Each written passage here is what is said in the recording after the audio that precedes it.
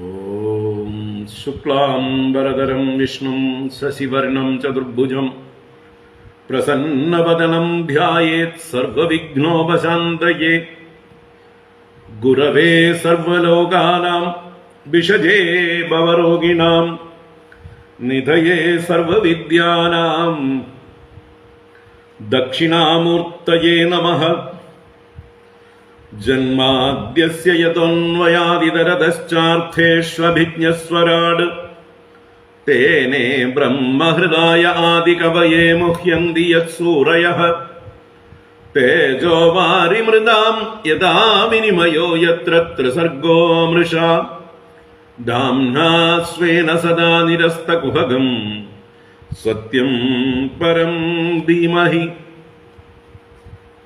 ധർമ്മ പ്രോജ്ജിതകൈതപുത്ര പരമോ നിർമ്മത്സരാണാം സതാം വേദ്യം വാസ്തവമത്ര വസ്തു ശിവദം താപത്രയോന്മൂലനം.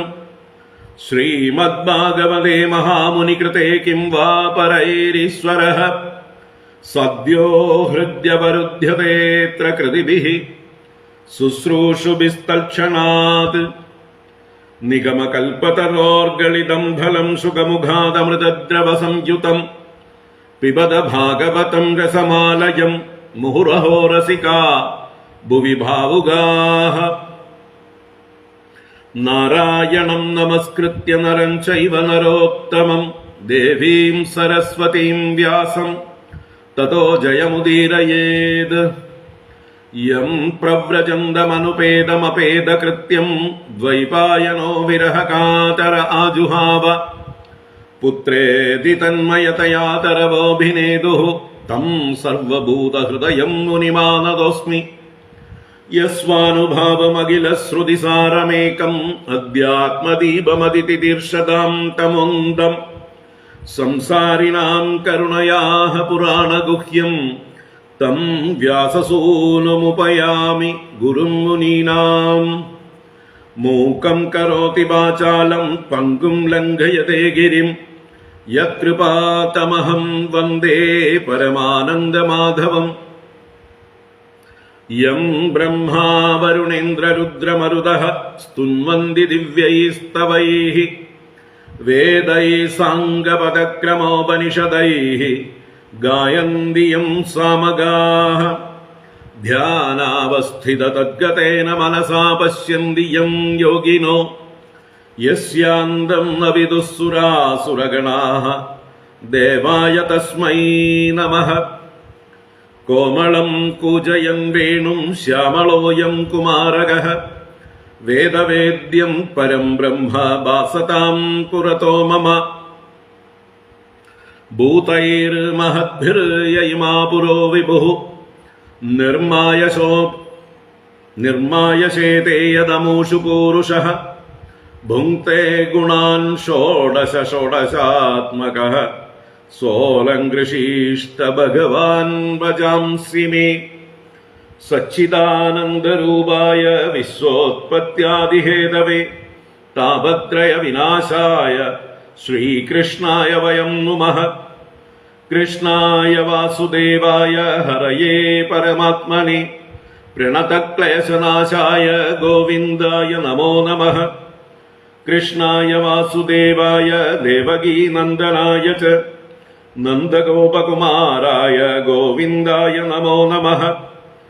നമഃ പങ്കജനാഭായ നമഃ പങ്കജമാലിനേ നമഃ പങ്കജനേത്രായ നമസ്തേ പങ്കജാംഗ്രയേ.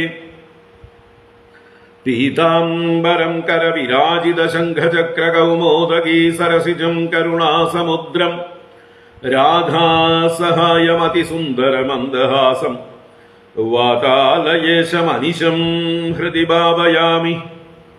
വാതാലയേശമനിശം ഹൃദി ഭാവയാമി. ഓം നമോ ഭഗവതേ വാസുദേവായ. ഓം നമോ നാരായണായ. ഓം ശ്രീ ഗുരുവായൂരപ്പ ശരണം. ഓം നമഃ പരമഋഷിഭ്യോ നമഃ പരമഋഷിഭ്യഃ. ശ്രീ ഗുരുഭ്യോ നമഃ. നാരായണ.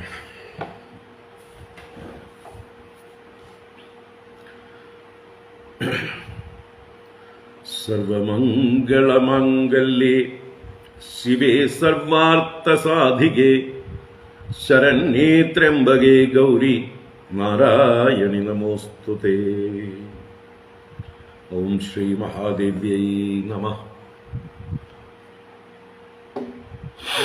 ഹരി ഓം. എല്ലാവർക്കും നമസ്കാരം. എല്ലാവർക്കും ശുഭദിനം, സുസ്വാഗതം. എല്ലാവർക്കും ചോറ്റാനിക്കര മകം ആശംസകൾ. നാളെ ആറ്റുകാൽ പൊങ്കാല ആശംസകൾ.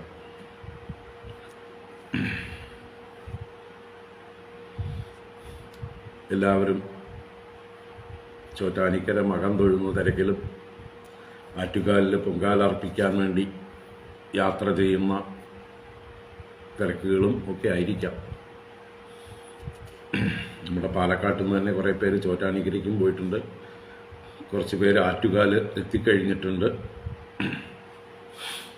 നാളേക്കുള്ള ഒരുക്കങ്ങളും സ്ഥലം പിടിക്കലും ഒക്കെ ആയിട്ട് ഇന്ന് തന്നെ അവിടെ എത്തിയതായിട്ട് ഫോട്ടോസൊക്കെ അയച്ചിട്ടുണ്ട്. എന്തായാലും ഈ 2 ദിവസം ദേവി ഉപാസനയ്ക്ക് പ്രാധാന്യമേറിയ ദിവസങ്ങളാണ്. ഉച്ചയ്ക്ക് ചോറ്റാനിക്കരയിൽ ആയിരക്കണക്കിന് ഭക്തജനങ്ങൾ അമ്മയുടെ ദർശന സായുജ്യം നേടുന്നു. ചോറ്റാനിക്കര മകം ദർശനം വളരെ വിശേഷമായിട്ടുള്ളതാണ്. കുംഭമാസത്തിലെ മകം. അതുപോലെ നാളെ പൂരം ദർശനം പുരുഷന്മാർക്ക് പ്രധാനമെന്നും പറഞ്ഞു കേട്ടിട്ടുണ്ട്. മകത്തിൽ സ്ത്രീകൾക്കും പൂരത്തിൽ പുരുഷന്മാർക്കും. അതേപോലെ തന്നെ നാളെ ആറ്റുകാൽ പൊങ്കാല. ആറ്റുകാൽ പൊങ്കാല ഇപ്പോൾ വ്യാപിച്ച് തിരുവനന്തപുരം നഗരം മാത്രമല്ല, തിരുവനന്തപുരത്തിൻ്റെ നാനാ കോണുകളിലേക്കും പോലും എത്തിക്കഴിഞ്ഞു. തിരുവനന്തപുരത്തുള്ള സകല ക്ഷേത്രങ്ങളിലും പൊങ്കാല സമർപ്പണം ഉണ്ട്. അതേപോലെ തന്നെ തിരുവനന്തപുരത്ത് നിന്ന് പുറത്തേക്ക് കടന്നിട്ട് കേരളത്തിലും പുറത്തുള്ളതായിട്ടുള്ള പല ദേവീക്ഷേത്രങ്ങളിലും നാളെ പൊങ്കാല അർപ്പിക്കുന്ന ആ ഒരു ഇതിലേക്ക് വ്യാപിച്ചിട്ടുണ്ട്. നമ്മുടെ പാലക്കാട് പോലും പല ക്ഷേത്രങ്ങളിലും ഇപ്പോൾ ആറ്റുകാൽ പൊങ്കാല ദിവസം പൊങ്കാല നടത്തുന്നതായിട്ടറിയാം. അതല്ലെങ്കിൽ മറ്റൊരു ദിവസത്തിൽ. ഇവിടെ ഇപ്പോൾ പൊങ്കാല എന്നുള്ളത് എല്ലാ ക്ഷേത്രങ്ങളിലും ദേവീക്ഷേത്രങ്ങളിലൊക്കെ വിപുലമായി നടത്തി വരുന്നു. ഇപ്പോൾ ആറ്റുകാൽ പോകാൻ സാധിക്കാത്തവർക്ക് അവരവരുടെ ദേശത്തുള്ള ദേവതയുടെ മുമ്പിൽ പൊങ്കാല സമർപ്പിച്ചുകൊണ്ട് ആ ഒരു ആനന്ദം അനുഭവിക്കാം. അങ്ങനെയുള്ള 2 ദിവസങ്ങളിൽ എല്ലാവരും ദേവീപരമായിട്ടുള്ള സ്തോത്രങ്ങളും മറ്റുമൊക്കെ പാരായണം ചെയ്തുകൊണ്ട് ദേവിയുടെ അനുഗ്രഹത്തിന് പാത്രീഭവിക്കുക. ദേവീ മാഹാത്മ്യം മുഴുവനായിട്ട് പാരായണം ചെയ്യാൻ സാധിക്കുന്നവർ ഇന്നും നാളെയും പ്രധാനമായിട്ടത് ചെയ്യുക. അതല്ലെങ്കിൽ അതിലെ സ്തുതികൾ മാത്രമായിട്ട് പാരായണം ചെയ്യാം. ഒന്നുമില്ലെങ്കിൽ സപ്തശ്ലോകിയെങ്കിലും പാരായണം ചെയ്യാം. അതുപോലെ ആപതുന്മൂലന ദുർഗാസ്തോത്രം അത് പാരായണം ചെയ്യാം. ദേവീ മാഹാത്മ്യത്തിൻ്റെ സംഗ്രഹം. അതുപോലെ ലളിതാ സഹസ്രനാമം, സൗന്ദര്യലഹരി, ശങ്കരാചാര്യർ ദേവിയെക്കുറിച്ച് രചിച്ചിട്ടുള്ള അനേക സ്തുതികളുടെ സ്തോത്രങ്ങളുണ്ട്. ഏതൊക്കെ സാധിക്കുമോ എല്ലാം ചെയ്യാവുന്നതാണ്.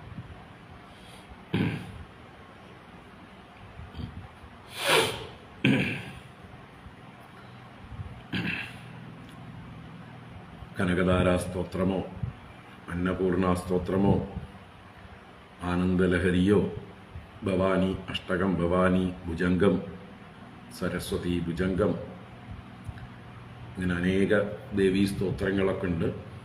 അതെല്ലാം ആവും പോലെയൊക്കെ ഇന്നും നാളെയും പാരായണം ചെയ്യുക. പ്രധാനമായും ദുർഗാ സപ്തശ്ലോകി മിനിമം മകം തൊഴുന്ന ആ സന്ദർഭത്തിലും പൊങ്കാലയിടുന്ന സന്ദർഭത്തിലും എല്ലാം പാരായണം ചെയ്യാം. അപ്പോൾ അങ്ങനെ ഒരു എല്ലാവരും കൂടി ലോകം മുഴുവനുള്ള മലയാളികൾ ഒന്നിച്ച് ദേവിയെ പ്രാർത്ഥിക്കുമ്പോൾ ആ ദേവിയുടെ അനുഗ്രഹം ശക്തി രൂപത്തിൽ നമുക്കെല്ലാം ഐശ്വര്യമായി എല്ലാവരെയും അനുഗ്രഹിക്കും. ഇച്ഛാശക്തി, ജ്ഞാനശക്തി, ക്രിയാശക്തിയായി നമുക്കെല്ലാം അത് പിന്നീട് ജീവിതത്തിൽ പ്രകടമായി അനുഗ്രഹമായി മാറും. അപ്പോൾ ദേവിയുടെ അനുഗ്രഹം എല്ലാവർക്കും ഉണ്ടാവട്ടെ എന്ന് വീണ്ടും വീണ്ടും ആശംസിക്കുന്നു. ചോറ്റാനിക്കര മകമാശംസകൾ, ആറ്റുകാൽ പൊങ്കാല ആശംസകൾ. ഹരിയോ. നമുക്ക് ഭാഗവത ജ്ഞാനഗംഗയിലേക്ക് പ്രവേശിക്കാം. ജ്ഞാനഗംഗ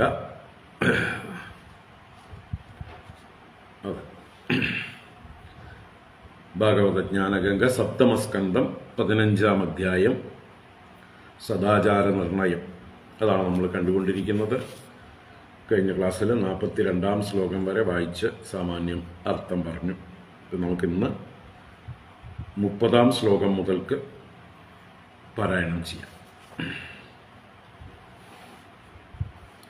ഓം നമോ ഭഗവതേ വാസുദേവായ. ഓം നമോ നാരായണായ. അത ശ്രീമദ്ഭാഗവതേ സപ്തമസ്കന്ധേ 15-ഓധ്യായഃ. നാരദ ഉവാച. 30-ാം ശ്ലോകം മുതൽക്ക്.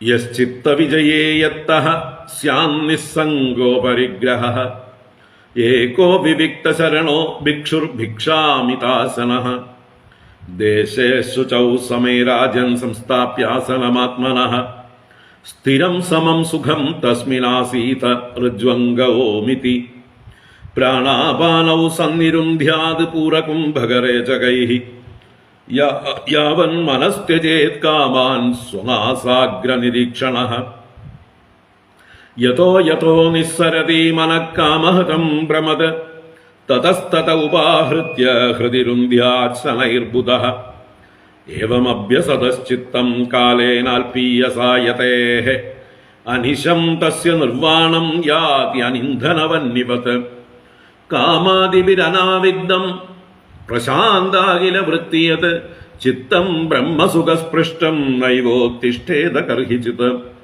യഃ പ്രവ്രജ്യ ഗൃഹാത് പൂർവം ത്രിവർഗാവപനാത് പുനഃ യദി സേവേത താൻ ഭിക്ഷുഃ സ വൈ വാന്ദാശി അപത്രപഃ യൈ സ്വദേഹ സ്മൃതോ നാത്മാ മർത്യോ വിക്രമി ഭസ്മസാത് തയേനമാത്മസാത് കൃത്വാ ശ്ലാഘയന്തി ഹ്യസത്തമാഃ ഗൃഹസ്ഥസ്യ ക്രിയാത്യാഗോ വ്രതത്യാഗോ വടോരഭി തപസ്വിനോ ഗ്രാമസേവാ ഭിക്ഷോരിന്ദ്രിയലോലത ആശ്രമാപസദാ ഹ്യേതേ ഖൽവാശ്രമവിഡംബകാഃ ദേവമായാ വിമൂഢാംസ്താനുപേക്ഷേതാനുകമ്പയാ ആത്മാനം ചേദ്വിജാനീയാത് പരം ജ്ഞാനദുദാശയഃ കിമിച്ഛൻ കസ്യ വാ ഹേതോഃ ദേഹം പുഷ്ണാദിലംബടഃ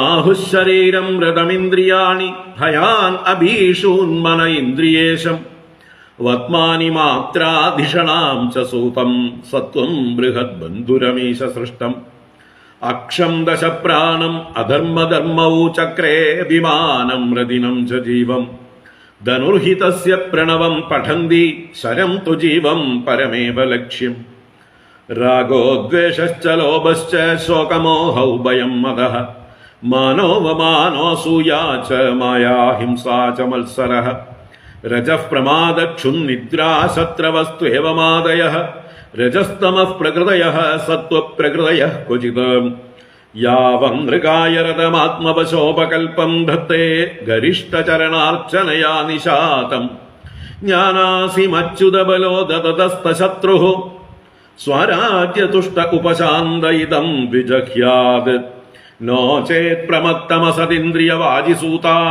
നീത്വോത്പദം വിഷയദസ്യുഷു നിക്ഷിപന്തി തേ ദസ്യവ സഹയസൂതമമും തമോന്തേ സംസാരകൂപ ഉരുമൃത്യുഭയേ ക്ഷിബന്തി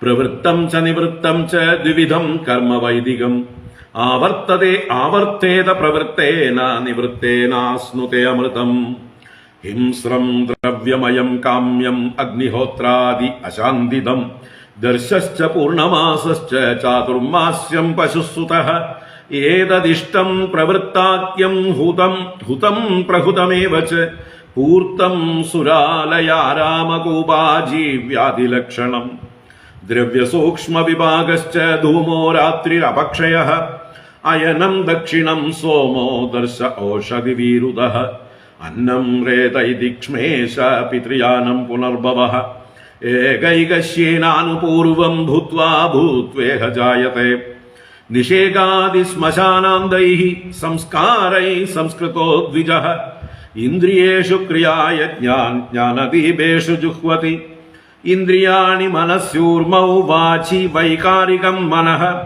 വാചം വർണ്ണസമാമ്നായേ തമോങ്കാരേ സ്വരേണ്യസേത് ഓംകാരം ബിന്ദൗ നാദേ തം തം തു പ്രാണേ മഹത്യമും അഗ്നി സൂര്യോ ദിവാ പ്രാഹ്ണഃ ശുക്ലോ രാഗോത്തരം സ്വരാട് വിശ്വശ്ച തൈജസഃ പ്രാജ്ഞഃ തൂര്യ ആത്മാ സമന്വയാത് ദേവയാനമിദം പ്രാഹുഃ ഭൂത്വാ ഭൂത്വാനുപൂർവശഃ ആത്മയാജി ഉപശാന്താത്മാ ഹ്യാത്മസ്ഥോ ന നിവർത്തത്തെ യേദേ പിതൃദേവാനാം അയനേ വേദ നിർമ്മിതേ ശാസ്ത്രേണ ചക്ഷുഷാ വേദ ജനസ്ഥോപി ന മുഹ്യതി ആദാവന്ദേ ജനാനാം സദ്ബഹിരന്തഃ പരാവരം ജ്ഞാനം ജ്ഞേയം വചോ വാച്യം തമോ ജ്യോതിസ്ത്വയം സ്വയം ആബാധിതോ വിഹ്യാഭാസോ യഥാ വസ്തുതയാ സ്മൃതഃ ദുർഘടത്വാത് ഐന്ദ്രിയകം തദ്വദർത്ഥവികൽപ്പിതം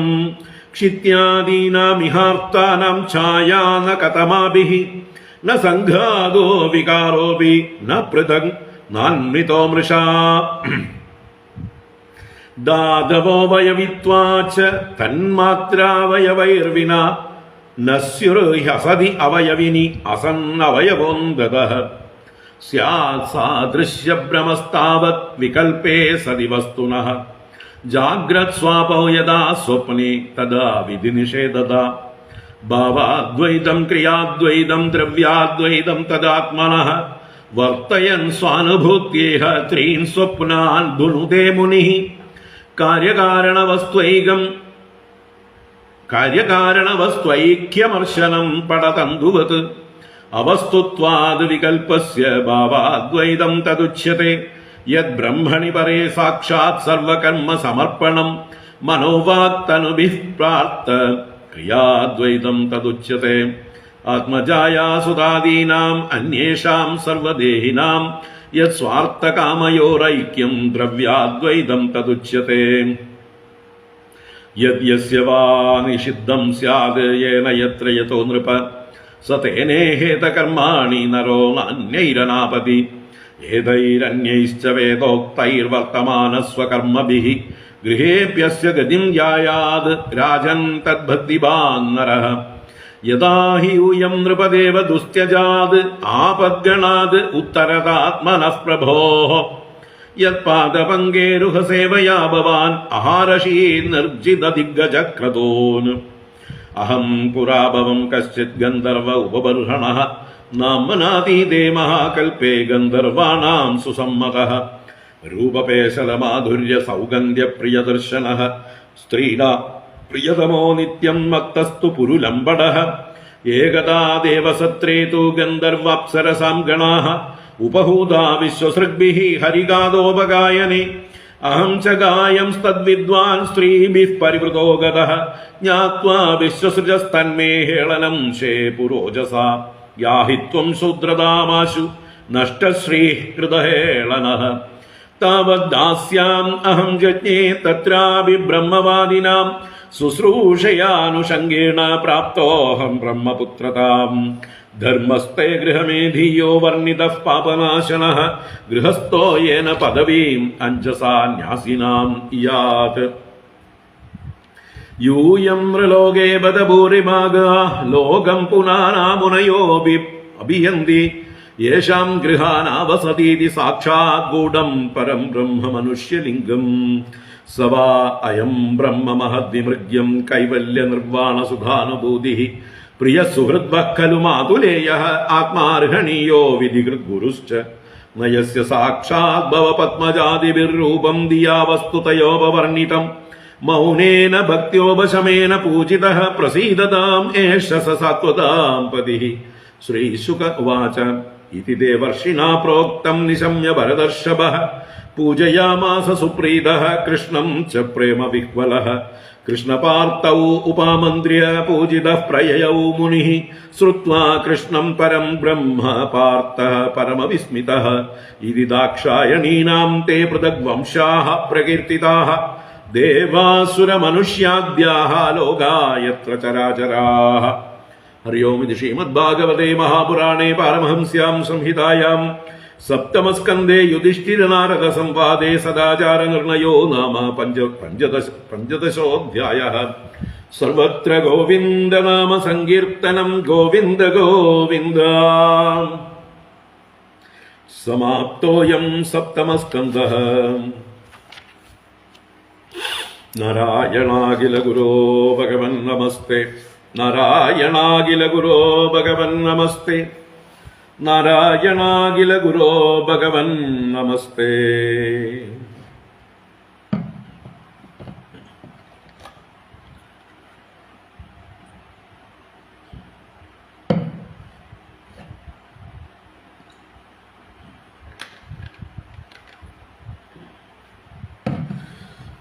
നാരായണ.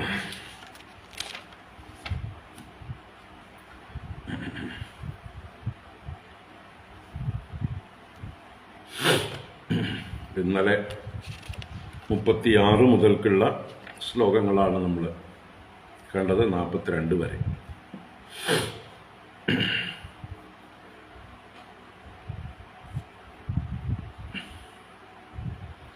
പരധർമ്മ ആചരണം എത്ര നിന്ദ്യമായിട്ടുള്ള കാര്യമാണെന്ന് മുൻ ശ്ലോകങ്ങളിൽ പറഞ്ഞതിനെ തുടർന്നും ആരാണോ ഗൃഹത്തെ ഉപേക്ഷിച്ച് സന്യാസം സ്വീകരിച്ച ശേഷം വീണ്ടും ആ ഗൃഹസ്ഥ സുഖങ്ങളെ, ധർമാർത്ഥ കാമങ്ങളെ വീണ്ടും ഭജിക്കുന്നത് അവൻ വാന്താശിയാണ് എന്ന് പറഞ്ഞു. അതിനെ കൂടുതൽ വിശദീകരിച്ചു. ആരാണോ ആദ്യം സ്വദേഹത്തെ അനാത്മാവാണെന്ന് കണ്ട് അതിൻ്റെ നിസ്സാരതയെ, അതിൻ്റെ മർത്യതയെ എല്ലാം ബോധ്യപ്പെട്ട് അതിനെ ഉപേക്ഷിച്ച്, അതിനോടുള്ള മമതയെ ഉപേക്ഷിച്ചുകൊണ്ട് ആത്മജ്ഞാനം ഉറപ്പിക്കാനായിക്കൊണ്ട് ഇറങ്ങി പുറപ്പെട്ടത്, പിന്നീട് ആ ലക്ഷ്യം മറന്നുകൊണ്ട് വീണ്ടും ആ ശരീരത്തെ തന്നെ പോഷിപ്പിച്ചുകൊണ്ട് ഇരിക്കുന്നവൻ അസത്തമൻ ആകുന്നു എന്ന് പറഞ്ഞു. അതിനുശേഷം ഗൃഹസ്ഥസ്യ ക്രിയാത്യാഗോ വ്രതത്യാഗോ വടോരപി തപസ്വിനോ ഗ്രാമസേവ ഭിക്ഷോരിന്ദ്രിയലോലത ആശ്രമാപസദാഹ്യേതേ ഖൽവ ആശ്രമവിഡംബകാഃ ദേവമായാ വിമൂഢാംസ്താൻ ഉപേക്ഷേത അനുകമ്പയ. ഗൃഹസ്ഥന്മാർ ക്രിയാത്യാഗം ചെയ്യരുത്, ബ്രഹ്മചാരികൾ അവരുടെ ബ്രഹ്മചര്യവ്രതത്തെ ഉപേക്ഷിക്കരുത്, തപസ്വികൾ ഗ്രാമ്യ വിഷയങ്ങളെ സേവിക്കരുത്, ഭിക്ഷുക്കൾ സന്യാസിമാർ ഇന്ദ്രിയങ്ങളെ താലോലിക്കരുത്. അങ്ങനെ ആരെങ്കിലും ചെയ്യണമെങ്കിൽ അവർ ആ ആശ്രമങ്ങളിൽ വീണവരാണ്, ചുതി വന്നവരാണ്. ആശ്രമ വിഡംബകാഹ, വെറും വേഷം കെട്ടി നടക്കുന്നവരാണ്. ദേവമായ വിമൂഢാൻ താൻ ഉപേക്ഷേത, ദേവമായ കൊണ്ട് മോഹിതരായിരിക്കുന്ന അവരെ അവഗണിക്കുക. അവര് സമൂഹത്തിന് ഒരു പ്രയോജനമുള്ളവരല്ല. അവരെ പിന്തുടരരുത്, അവരെ മാതൃകയാക്കരുത്, അവരെ ഉപേക്ഷിക്കുക. അനുകമ്പയ, അവരോട് അനുകമ്പ ഉണ്ടായിരിക്കുക. അല്ലാതെ അവരെ ശിക്ഷിക്കാനോ തിരുത്താനോ നേരെയാക്കാനോ ഒക്കെ നമ്മൾ ശ്രമിച്ചാലും അവർ നേരെയാവില്ല എന്ന് മാത്രമല്ല, ചിലപ്പോൾ കൂടുതൽ വെടക്കായി എന്നും വരും. അല്ലേ? നമ്മൾ നേരെയാക്കാൻ ശ്രമിക്കും തോറുമാണ് ചില ആളുകൾക്ക് ഒരു വാശി കൂടുക, റിബലിസ്റ്റിക് ആവുക. അവരെ അവഗണിച്ചാൽ നേരെ ആയിക്കോളും ചിലപ്പോൾ. അങ്ങനെയാണ് കൂടുതലും കാണാൻ കഴിയുന്നത്. മറ്റത് നമ്മൾ അവരെ കൂടുതൽ തിരുത്താൻ ശ്രമിക്കുമ്പോൾ അവരുടെ ഉള്ളിൽ തന്നെ ആ കുറ്റബോധം, അപകർഷതാബോധം അതൊക്കെ കൂടുതൽ വ്യക്തമാവുകയും അതുകൊണ്ട് തന്നെ അവർ അവരുടെ കാര്യങ്ങളെ ന്യായീകരിക്കാൻ വേണ്ടി കൂടുതൽ കൂടുതൽ കള്ളങ്ങൾ പറയുകയും നമ്മളോടുള്ളതായിട്ടുള്ള വാശിയോടുകൂടെ ആ തെറ്റായ കാര്യങ്ങളെ വീണ്ടും വീണ്ടും ചെയ്യുകയും ചെയ്യും. അപ്പം അതിനൊന്നും ഇടകൊടുക്കാതിരിക്കാൻ എന്ത് ചെയ്യുക? അവരെ അവഗണിക്കുക. അവരെ നമ്മൾ പരിഗണിക്കുന്നേ ഇല്ല ഒരു കാര്യത്തിലും. അവരെ ബഹുമാനിക്കാനും വേണ്ട, നിന്ദിക്കാനും വേണ്ട. അവരെ ബഹുമാനിക്കുന്നതാണ് ഏറ്റവും തെറ്റ്. നിന്ദിക്കുന്നതും അവരെ കൂടുതൽ റിവോൾട്ട് ചെയ്യാൻ, റിബലിസ്റ്റിക് ആവാൻ കാരണമാകും. നമ്മളിന്ന് അങ്ങനെയുള്ള ചില ആളുകളെയൊക്കെ നമ്മൾ കാണുന്നുണ്ടല്ലോ, അല്ലേ? ടി വിയിലൊക്കെ ചർച്ചയ്ക്ക് വരുന്ന ചില ആളുകളെയൊക്കെ നമുക്കറിയാലോ. ചില സ്വാമിമാരെന്ന പേരിൽ ഹിന്ദുധർമ്മത്തെ തന്നെ എതിർക്കുന്നവരായി മാറിയിരിക്കണം. അവരെ എതിർക്കും തോറും അവർ കൂടുതൽ കൂടുതൽ അപകടകാരികളായി അവർക്കും സമൂഹത്തിനും എന്താ പറയുക, ദോഷം ചെയ്യുന്നവരായി മാറുന്നു. അവരെ അവഗണിക്കുക.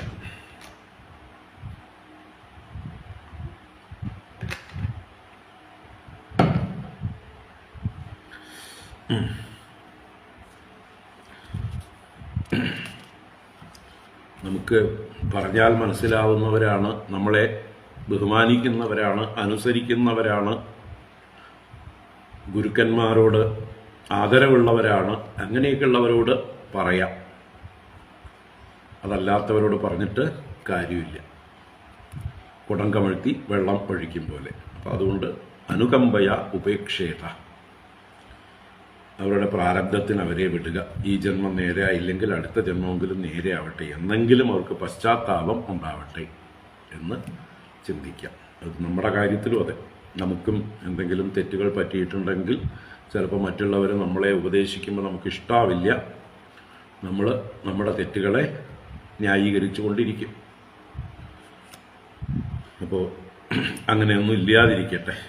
നമ്മുടെ തെറ്റുകൾ നമുക്ക് തന്നെ ആദ്യം തിരിച്ചറിഞ്ഞ് വേറൊരാൾ പറയാൻ ഇടയുണ്ടാക്കാതെ നമുക്ക് തന്നെ സ്വയം തിരുത്താനായിട്ടുള്ള ബോധം ഉണ്ടാവട്ടെ.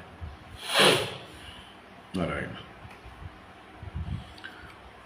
ആത്മാനം ചേദ്വിജാനീയാത് പരം ജ്ഞാനദുദാശയഃ കിമിച്ഛൻ കസ്യ വാ ഹേതോഃ ദേഹം പുഷ്ണാതി ലംബടഃ. മനുഷ്യജീവിതത്തിൻ്റെ ആ പരമലക്ഷ്യത്തെ പ്രാപിച്ചു കഴിഞ്ഞ ഒരാൾക്ക് പിന്നെ എന്ത് കർമ്മമാണ് ഉള്ളത് എന്നതാണ് ഇവിടുത്തെ ഈ ശ്ലോകത്തിലെ ചോദ്യം. ആത്മാനം ചേത് വിജാനീയാത് പരം ജ്ഞാനദുദാശയഃ കിമിച്ഛൻ കസ്യ വാ ഹേതോഃ ദേഹം പുഷ്ണാതി ലംബടഃ. ഉപനിഷത്തില് കിമിച്ഛൻ കസ്യ കാമായ എന്നാണ് പ്രയോഗം. കസ്യ വാ ഹേതോഃ എന്നുള്ളതിന് പകരം ബൃഹദാരണ്യകോപനിഷത്തിൽ ചോദിക്കുന്നത് കിമിച്ഛൻ കസ്യ കാമായ. അപ്പൊ ആത്മാവിനെ അറിയുന്നുവെങ്കിൽ, ആത്മാനം വിജാനീയാത് ചെയ്ത്, എങ്ങനെയുള്ള ആത്മാനം? പരമാത്മാനം വിജാനീയാത് ചെയ്ത്, പരമാത്മാവിനെ, ഏറ്റവും പരമസത്യത്തെ, പ്രപഞ്ചത്തിന്റെ പരമരഹസ്യത്തെ, അവനവന്റെ ആത്മതത്വത്തെ ആര് നല്ലതുപോലെ അറിയുന്നുവോ അവന്റെ ആശയം ജ്ഞാനദുതം. ജ്ഞാനദുതം എന്ന് പറഞ്ഞാൽ ജ്ഞാനം കൊണ്ട് ധൂനനം ചെയ്യപ്പെട്ടിരിക്കുന്നു, ജ്ഞാനമാകുന്ന സോപ്പ് കൊണ്ട് കഴുകി വൃത്തിയാക്കപ്പെട്ടിരിക്കുന്നു. അജ്ഞാന ലേശം പോലും, കറ പോലും അവിടെ ശേഷിക്കാത്ത രീതിയിൽ അവന്റെ അജ്ഞാനം പൂർണ്ണമായി, വാസനകൾ പൂർണ്ണമായി ശുദ്ധീകരിക്കപ്പെട്ടിരിക്കുന്നു. അതാണ് ജ്ഞാനദുദാശയ. ജ്ഞാനാഗ്നി സർവകർമാണി ഭസ്മസാത് കുരുതേ അർജുന. ജ്ഞാനാഗ്നി എല്ലാ കർമ്മങ്ങളെയും, പ്രാരബ്ധകർമ്മം, സഞ്ചിത കർമ്മം, ആഗാമി കർമ്മം, ഇങ്ങനെ 3 തരത്തിലുള്ള കർമ്മങ്ങളെയും ഭസ്മസാത് കുരുതേ, ചാരമാക്കി ചെയ്യുന്നു, ഭസ്മസമാനമാക്കി ചെയ്യുന്നു എന്ന് ഗീതയിൽ ഭഗവാൻ പറയുന്നു. അതാണ് ഇവിടെ ജ്ഞാനദുദാശയ. ആശയം, അന്ധക്കരണം ശുദ്ധമാക്കപ്പെട്ടിരിക്കുന്നു ജ്ഞാനത്താൽ. അങ്ങനെ ഒരാൾക്ക് അജ്ഞാന ലേശം പോലും ഇല്ലാത്തപ്പോൾ കിമിച്ഛൻ എന്തിച്ഛിച്ചുകൊണ്ട്, കസ്യ കാമായ അല്ലെങ്കിൽ കസ്യ വാ ഹേതോഹോ, എന്താഗ്രഹിച്ചുകൊണ്ട്, എന്തിനാൽ മോട്ടിവേറ്റ് ചെയ്യപ്പെട്ടുകൊണ്ട്, ദേഹം പുഷ്ണാതിലംബട അസത്തായ അനാത്മാവായ നശ്വരമായ ഈ ദേഹത്തെ ലംബടനായി പോഷിപ്പിക്കുമോ? ഒരിക്കലും അങ്ങനെ ലംബടനായി പോഷിപ്പിക്കുകയില്ല. അതിനെ അതിൻ്റെ പാട്ടിന് പ്രാരബ്ധത്തിന് വിട്ടുകൊടുക്കും. ശരീരത്തെ വലിയ പരിഗണനയൊന്നും കൂടാതെ അത് എന്താ പറയുക, നിലനിൽക്കുന്ന കാലത്തോളം നിലനിൽക്കട്ടെ, അതിൻ്റെ പ്രാരബ്ധം അതിനെ നിലനിർത്തിക്കോളും. ആ പ്രാരബ്ധവശാൽ വരുന്ന അന്നാദികൾ ഭുജിച്ചുകൊണ്ട് അന്നത്തിന് വേണ്ടി, ഭിക്ഷയ്ക്ക് വേണ്ടി, ഭക്ഷണത്തിന് വേണ്ടി പെടാപാടൊന്നും പെടുന്നില്ല. കഠിനാധ്വാനങ്ങളൊന്നും ഇല്ല. എതിർച്ഛാലാഭ സന്തുഷ്ടരായിക്കൊണ്ട് പ്രാരബ്ധം ഈ ശരീരത്തെ നിലനിർത്തുന്നു. പ്രാരബ്ധം പുഷ്യതി വപു ഇതി നിശ്ചിത്യ നിർഭയ എന്ന് ശങ്കരാചാര്യ വിവേക ചൂടാമണിയിൽ പറയും. പ്രാരബ്ധം പുഷ്യതി വപു. നമ്മുടെ വപുസിനെ, ശരീരത്തെ പോഷിപ്പിക്കുന്നത് പ്രാരബ്ധമാണ്. നമ്മൾ എന്താ പറയുക, മുമ്പ് ചെയ്തു വെച്ച കർമ്മങ്ങളുടെ ഫലമായിട്ടാണ് ഈ ദേഹം തുടർന്നും നിൽക്കുന്നത്. ഒരു എയ്ത അമ്പ് അതിൻ്റെ ലക്ഷ്യത്തിലെത്തിയിട്ടേ വീഴുള്ളൂ, തറച്ചു നിൽക്കുള്ളൂ. അതുവരെ കയ്യിൽ നിന്ന് വിട്ടു കഴിഞ്ഞു, അത് പോയിക്കൊണ്ടിരിക്കുകയാണ്. വഴിയിൽ നിന്ന് തിരിച്ചു വിളിച്ചാൽ വരില്ല, കൈ വിട്ടുപോയ അമ്പാണ്. അതുപോലെയാണ് ഈ ജന്മവും. അത് പുറപ്പെട്ടു കഴിഞ്ഞു, ആരബ്ധം. അതിനൊരു ലക്ഷ്യമുണ്ട്. വഴിയിൽ എന്താ പറയുക, പലതിനെയും ഭേദിച്ചുകൊണ്ട് ആ ലക്ഷ്യത്തിൽ അതെത്തും. ആ ലക്ഷ്യത്തിലെത്തുമ്പോഴേ അത് ശമിക്കുകയുള്ളൂ. അതുപോലെ ഈ നമ്മൾ ഓരോരുത്തരും ശരീരമെടുത്തതിന് പല കാര്യങ്ങളും ഉണ്ട്. ഈ ലോകവുമായിട്ട് ഒരുപാട് ആളുകളുമായിട്ടത് ബന്ധപ്പെട്ടിരിക്കുന്നു. ഒരുപാട് ആളുകൾക്ക് സുഖം കൊടുക്കാനും ദുഃഖം കൊടുക്കാനും ഈ ശരീരത്തിന് പ്രാരബ്ധമുണ്ട്. അപ്പം അതൊക്കെ കഴിഞ്ഞിട്ടേ അത് പോവുള്ളൂ.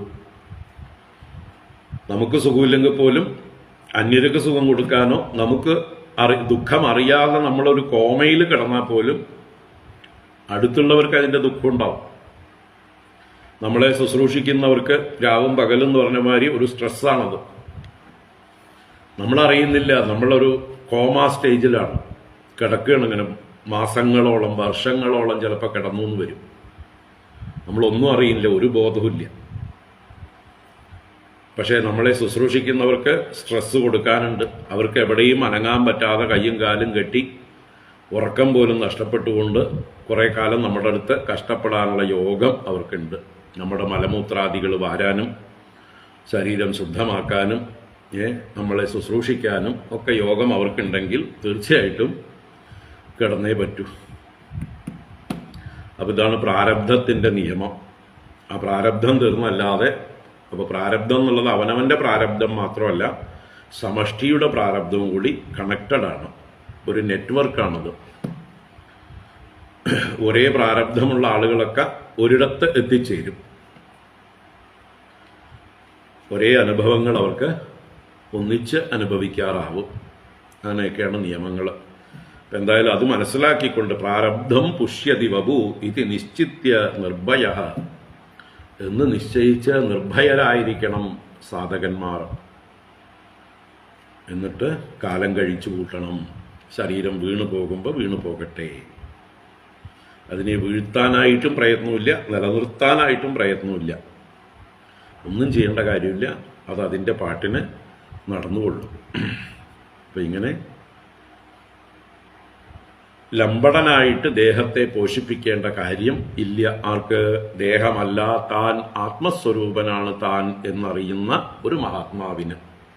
അതുകൊണ്ട് അദ്ദേഹത്തിന് കർമ്മങ്ങളില്ല.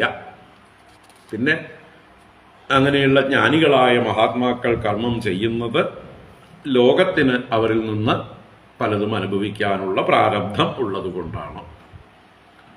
ലോകാനുഗ്രഹമായിട്ട് അവർ പ്രവർത്തിക്കുന്നത് ലോകത്തിന് അവരിൽ നിന്ന് കിട്ടാനുള്ളത് കൊണ്ടാണ്. അവരെ തന്നെ ഗുരുക്കന്മാരായി കിട്ടാനുള്ള യോഗം ഉണ്ടാവും. ഇപ്പോൾ വേദത്തിൽ തന്നെ പറഞ്ഞിട്ടുണ്ട്, ശ്രോത്രിയനും ബ്രഹ്മനിഷ്ഠനുമായിരിക്കുന്ന ഗുരുക്കന്മാരിൽ നിന്ന് വിദ്യ അഭ്യസിക്കണം എന്ന്. അപ്പോൾ ബ്രഹ്മനിഷ്ഠന്മാർ വേണ്ടേ ഗുരുക്കന്മാരായിട്ട്?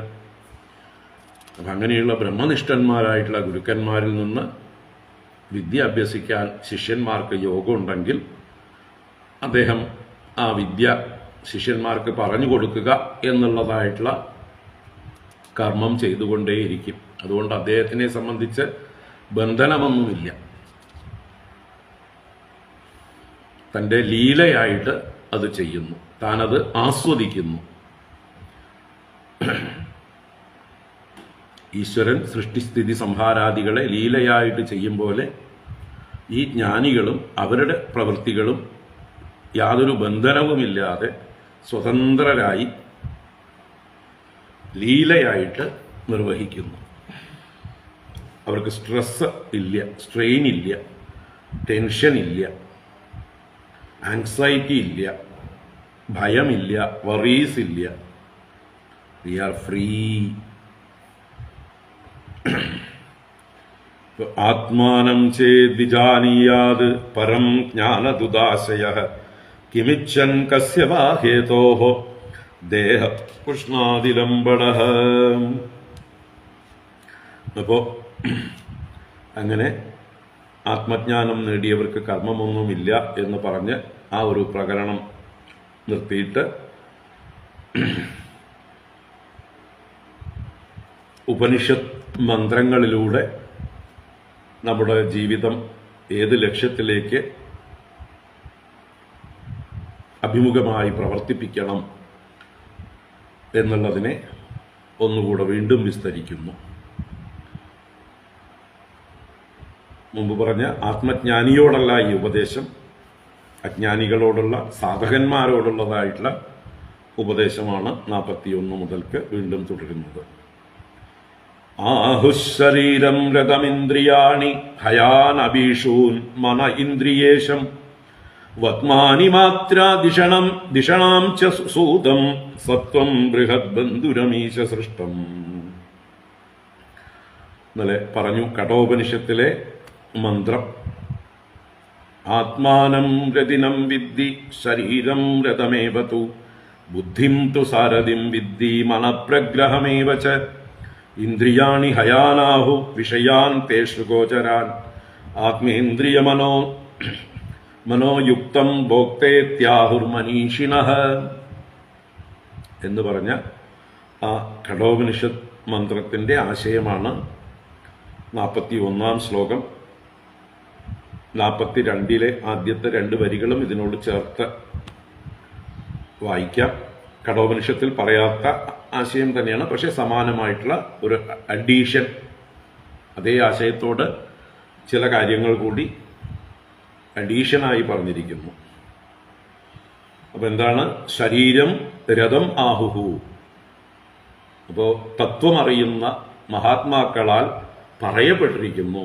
ആഹുഹു എന്ന് പറഞ്ഞാൽ വിളിക്കപ്പെട്ടിരിക്കണു, പറയപ്പെട്ടിരിക്കണു എന്നൊക്കെയാണ്. എന്തിനെ എന്തായി പറഞ്ഞിരിക്കണു? ശരീരം രഥം, ശരീരത്തെ രഥമാക്കി പറയപ്പെട്ടിരിക്കുന്നു. ഇന്ദ്രിയാണി ഹയാൻ, ഇന്ദ്രിയങ്ങളെ കുതിരകൾ എന്ന് പറയപ്പെട്ടിരിക്കുന്നു. അഭീഷൂൻ മനഃ ഇന്ദ്രിയേശം, ഇന്ദ്രിയേശം മനഃ അഭീഷൂൻ ആഹുഹു. ഇന്ദ്രിയങ്ങളെ നിയന്ത്രിക്കുന്ന മനസ്സിനെ കടിഞ്ഞാണുകളായി, രശ്മികളായി, അഭീഷൂൻ എന്ന് പറഞ്ഞാൽ രശ്മികൾ അല്ലെങ്കിൽ കടിഞ്ഞാണുകൾ, പ്രഗ്രഹം എന്ന് പറയപ്പെട്ടിരിക്കുന്നു. വത്മാനി മാത്ര, മാത്രകൾ, ശബ്ദസ്പർശ രൂപരസഗന്ധങ്ങളാകുന്ന തന്മാത്രകൾ, വിഷയങ്ങൾ. വത്മാനി, ഈ കുതിരകൾക്ക് സഞ്ചരിക്കാനുള്ള വത്മകൾ. വത്മ എന്ന് പറഞ്ഞാൽ മാർഗം, വഴി. ദിഷണാംസ സൂതം, ദിഷണയെ, ബുദ്ധിയെ സൂതനായി, സാരഥിയായി പറയപ്പെട്ടിരിക്കുന്നു. സത്വം ബൃഹത് ബന്ധുരം ഈശ സൃഷ്ടം. ബൃഹത് സത്വം, സത്വം എന്ന് പറഞ്ഞാൽ വിപുലമായ ചിത്തത്തെ. ഇവിടെ സത്വം എന്നുള്ളത് ചിത്തം തന്നെയാണ്. ആ ചിത്തത്തെ ബന്ധുരം ആഹുഹു, ബന്ധിക്കാനുള്ള കയറായിട്ട് പറഞ്ഞിരിക്കുന്നു. ബന്ധുരം എന്ന് പറഞ്ഞിരിക്കുന്നു. അപ്പൊ അങ്ങനെ വേദസാരത്തിൽ പറഞ്ഞിരിക്കുന്നു. അപ്പൊ നമ്മൾ ഓരോരുത്തരും ഇതിന്റെ രഥത്തിന്റെ ഉടമസ്ഥനാണ്. അതാണ് അടുത്ത വരികളിൽ പറയുന്ന അക്ഷം ദശപ്രാണം അധർമ്മധർമ്മൗ ചക്രേ അഭിമാനം രഥിനം ച ജീവം. അവിടെ ജീവം, അഭിമാനം, ജീവം, രഥിനം, അത് ഉപനിഷത്തിലുള്ളതാണ്. ആത്മാനം രഥിനം വിദ്ധി എന്ന ആ മന്ത്രം തന്നെയാണ് അഭിമാനം ജീവം രഥിനം. അഭിമാനിയായ ജീവനെ രഥിയായിട്ട്, രഥി എന്ന് പറഞ്ഞാൽ രഥത്തിന്റെ സ്വാമി, ഉടമസ്ഥൻ, the master of the chariot, അതിനാണ് രഥി. അപ്പൊ ജീവനെ രഥിയായിട്ടും അക്ഷം ദശപ്രാണം 10 പ്രാണങ്ങളെ അക്ഷമായിട്ട്, അച്യുതണ്ടായിട്ട്, ഈ രഥത്തിന്റെ മർമ്മ പ്രധാനമായിട്ടുള്ള രഥത്തിന്റെ അസ്ഥികൂടം എന്നാണ് പറയാം അല്ലെ. രഥം ഏതൊന്നിലാണോ ബന്ധിച്ചിരിക്കുന്നത്, നിർമ്മിച്ചിരിക്കുന്നത്, ആ രഥത്തിന്റെ ഏറ്റവും പ്രധാന അവയവമാണ് അതിന്റെ ആക്സിൽ, മെയിൻ ആക്സിൽ എന്ന് പറയുന്ന അക്ഷം. അതിന്റെ മുകളിലാണ് ചക്രങ്ങൾ പിടിപ്പിച്ചിരിക്കുന്നത്. അതിന്റെ 2 വശത്തായിട്ട് 2 ചക്രങ്ങൾ ഹബ്ബുകളിലൂടെ പിടിപ്പിച്ചിരിക്കുന്നു. അതിന്റെ മുകൾ ഭാഗത്ത്, ആക്സിലിന്റെ മുകൾ ഭാഗത്തായിട്ടാണ് രഥത്തിന്റെ ആ കൂട് നിർമ്മിച്ചിരിക്കുന്നത്. ആ ആക്സിലിൽ നിന്ന് തന്നെയാണ് കുതിരകളെ കെട്ടാനുള്ളതായിട്ടുള്ള നുകങ്ങൾ മുന്നോട്ട് വന്നിരിക്കുന്നത്. ആ നുകങ്ങളിലാണ് കുതിരകൾ ബന്ധിച്ചിരിക്കുന്നത്. അപ്പം അങ്ങനെ ആ ആക്സിലാണ് രഥത്തിന്റെ പ്രധാന അവയവം. എന്നതുപോലെ നമ്മുടെ ശരീരത്തിലെ പ്രാണങ്ങളാണ് ഈ ശരീരമാകുന്ന കൂടിനെ നിലനിർത്തുന്നത്. ഇതിന്റെ ഒരു എന്താ പറയുക, നിലനിൽപ്പിന് കാരണമാകുന്നത് ആ പ്രാണങ്ങളാണ്. 5 പ്രാണങ്ങൾ, പ്രധാന പ്രാണങ്ങൾ, പ്രാണ, അപാന, വ്യാന, ഉദാന, സമാനന്മാര്. അതുപോലെ തന്നെ മറ്റ് 5 ഉപപ്രാണന്മാരുണ്ട്. നാഗൻ, കൂർമൻ, കൃകരൻ, ദേവദത്തൻ, ധനഞ്ജയൻ എന്നിങ്ങനെ. അത് നമ്മൾ തുമ്മുമ്പോൾ കണ്ണടയ്ക്കാൻ, ഛർദിക്കുന്നത്, അതുപോലെയുള്ള ചില പ്രവൃത്തികൾക്ക് ഈ ഉപപ്രാണന്മാരുടെ സഹായം ആവശ്യമാണ്. അപ്പൊ ഇങ്ങനെയുള്ള ഉപപ്രാണന്മാരും പഞ്ചപ്രാണന്മാരും ചേർന്ന് ഈ രഥത്തിന്റെ അച്യുതണ്ടായി പറഞ്ഞിരിക്കുന്നു, അക്ഷം എന്ന് പറഞ്ഞിരിക്കുന്നു. അതുപോലെ ധർമ്മ അധർമ്മങ്ങൾ ചക്രേ, 2 ചക്രങ്ങളായി പുണ്യപാപങ്ങളെ, നമ്മുടെ ധർമ്മ അധർമ്മങ്ങളെ 2 ചക്രങ്ങൾ ഈ വണ്ടിയെ മുന്നോട്ട് നയിക്കുന്നതായിട്ട് പറഞ്ഞിരിക്കുന്നു.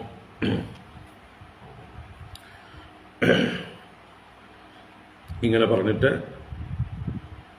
ഈ രഥത്തിലിരുന്നു കൊണ്ട് നമ്മൾ എന്താണ് ലക്ഷ്യം പ്രാപിക്കേണ്ടത്, ഏത് യുദ്ധമാണ് ജയിക്കേണ്ടത് എന്നൊക്കെയുള്ള അർത്ഥത്തിൽ അടുത്ത 2 വരികൾ, ധനുർഹി തസ്യ പ്രണവം പഠന്തി ശരം തു ജീവം പരമേവ ലക്ഷ്യം. ഈ ശരീരമാകുന്ന രഥത്തിലിരുന്നു കൊണ്ട് ഈ ജീവൻ സാരഥിയുടെ സഹായത്തോടെ ഇന്ദ്രിയങ്ങളാകുന്ന കുതിരകളെ നിയന്ത്രിച്ചുകൊണ്ട് എന്താ ചെയ്യേണ്ടത്? ധനുർഹി തസ്യ പ്രണവം പഠന്തി. പ്രണവം തസ്യ ധനു ഇതി പഠന്തി. പ്രണവം എന്ന് പറഞ്ഞാൽ ഓംകാരം, വേദത്തിന്റെ മുഴുവൻ സാരമായിട്ടുള്ള ഏകാക്ഷരം പ്രണവം എന്നുള്ള ആ ഓംകാരം. ഓംകാരത്തിൽ സർവം അടങ്ങിയിരിക്കുന്നു. ഈ പ്രപഞ്ചമേ ഓംകാരത്തിൽ അടങ്ങിയിരിക്കുന്നു. ആദ്യമുണ്ടായത് ശബ്ദമാണ്. ആ ശബ്ദം ഓംകാരമാണ്. ആ ഓംകാരത്തിൽ നിന്നാണ് എല്ലാ ശബ്ദങ്ങളും, പിന്നെ സ്പർശങ്ങളും രൂപങ്ങളും രസങ്ങളും ഗന്ധങ്ങളും എല്ലാം ഉണ്ടായി വന്നിട്ടുള്ളത്. അപ്പോൾ ആ ഓംകാരത്തെക്കുറിച്ച് മറ്റു ഉപനിഷത്തുകളിലും വ്യക്തമായി പറയുന്നുണ്ട്. ആ ഓംകാരം തന്നെയാണ് ഭൂതവും ഭവ്യവും വർത്തമാനവും എല്ലാം. ഇവിടെ കാണുന്നതെല്ലാം ഓംകാരം തന്നെയാണ്. ഓംകാരത്തിൽ നിന്ന് അന്യമായിട്ട് യാതൊന്നുമില്ല എന്നൊക്കെ, സർവം ഖൽവിതം ബ്രഹ്മ, അല്ലെങ്കിൽ സർവം ആ പ്രണവം തന്നെയാണ്, ഓംകാരമേവ എന്നൊക്കെ മാണ്ഡൂക്യ ഉപനിഷത്തിലും മറ്റുമൊക്കെ ഉറപ്പിച്ച് പറഞ്ഞു തരുന്നുണ്ട്. അപ്പോൾ ആ ഒരു ആശയം ഉൾക്കൊണ്ടുകൊണ്ട് ആ പ്രണവത്തെ ഉപാസിക്കുക, ആ പ്രണവമന്ത്രത്തിലൂടെ ബ്രഹ്മവിചാരം ചെയ്യുക.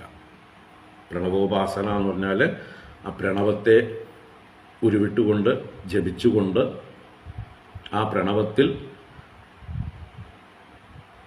ഈ പറഞ്ഞ 3 ലോകങ്ങളും അടങ്ങിയിരിക്കുന്നു, 3 അവസ്ഥകളും അടങ്ങിയിരിക്കുന്നു. ജാഗ്രത്, സ്വപ്ന, സുഷുപ്തികൾ, സ്ഥൂല സൂക്ഷ്മ കാരണ ശരീരങ്ങൾ, ഭൂർഭുവ സ്വഹ എന്ന് പറയുന്ന ലോകങ്ങൾ, ജാഗ്രതവസ്ഥയിൽ അഭിമാനിക്കുന്ന വിശ്വൻ, സ്വപ്നാവസ്ഥയിൽ അഭിമാനിക്കുന്ന തൈജസൻ, സുഷുപ്തി അവസ്ഥയിൽ അഭിമാനിക്കുന്ന എന്താ പറയുക പ്രാജ്ഞൻ, അല്ലെങ്കിൽ ബ്രഹ്മ, വിഷ്ണു, മഹേശ്വരന്മാർ, എല്ലാം ഈ ഓംകാരത്തിലെ അകാര ഉകാര മകാരങ്ങളെ കൊണ്ട് അർത്ഥമാക്കുന്നു. ആ ഊ മ എന്നുള്ള 3 അക്ഷരങ്ങൾ കൂടിച്ചേർന്നതാണ്, 3 മാത്രകൾ കൂടിച്ചേർന്നതാണ് ഓംകാരം. അപ്പം അതിൽ അകാരം വിഷ്ണു സ്വരൂപവും ജാഗ്രത് സ്വരൂപവും സ്ഥൂല സ്വരൂപവും വിരാട് സ്വരൂപവും, ഉകാരം ബ്രഹ്മാവ് ഹിരണ്യഗർഭൻ സ്വപ്നം സൂക്ഷ്മ ശരീരം ഇതിൻ്റെയൊക്കെ പ്രതീകമാണ് ഉകാരം. മകാരം തമോ ഗുണ സൂചനയും രുദ്രഭാവവും മഹാദേവന്റെ ആ സംഹാര ശക്തിയായും അതുപോലെ കാരണശരീരമായും സുഷുപ്തി അവസ്ഥയായും ഒക്കെ മകാരത്തെ സൂചിപ്പിക്കുന്നു.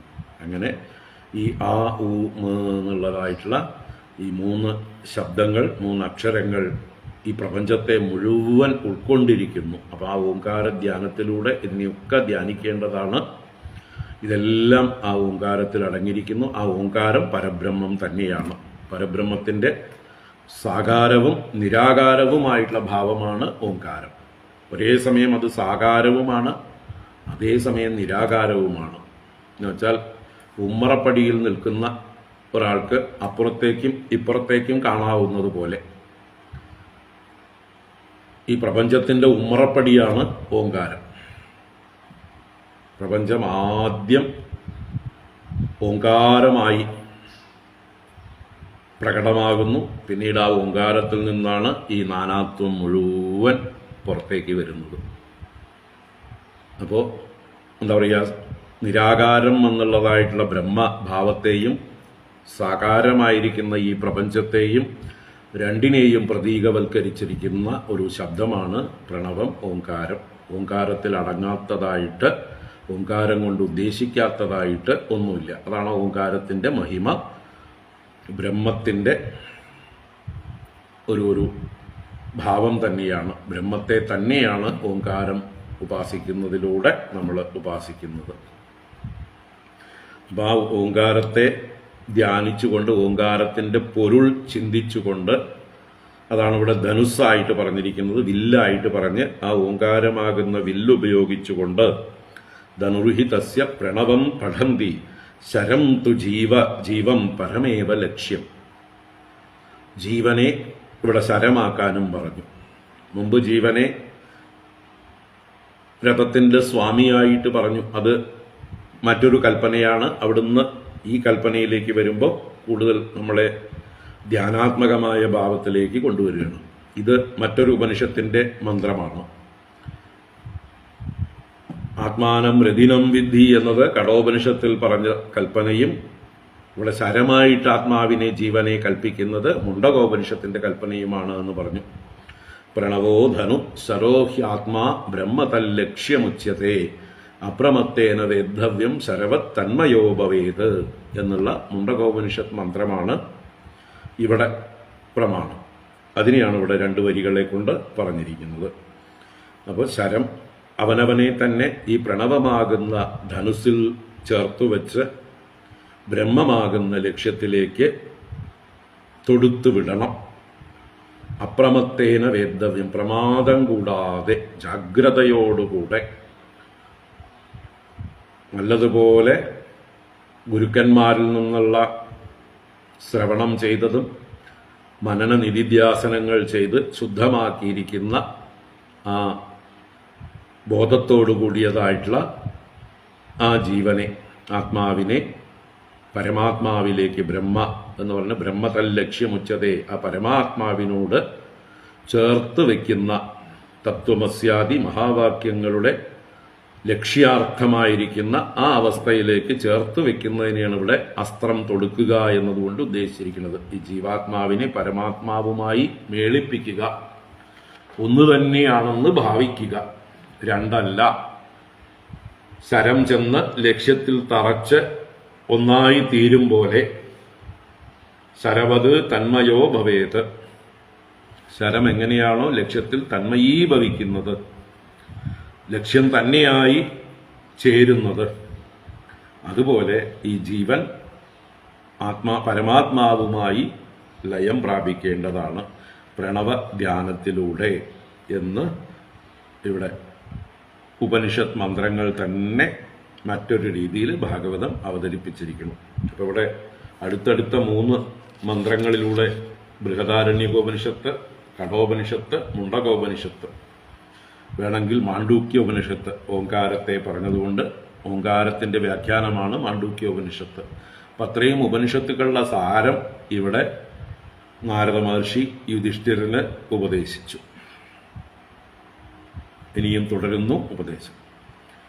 രാഗോദ്വേഷശ്ച ലോഭശ്ച ശോകമോഹൗ ഭയം മതഃ മാനോവമാനോऽസൂയാ ച മായാ ഹിംസാ ച മത്സരഃ രജഃ പ്രമാദക്ഷുന്നിദ്രാ സത്രവസ്ത്വേവ മാദയഃ രജസ്തമഃ പ്രകൃതയഃ സത്വപ്രകൃതയഃ ക്വചിത്.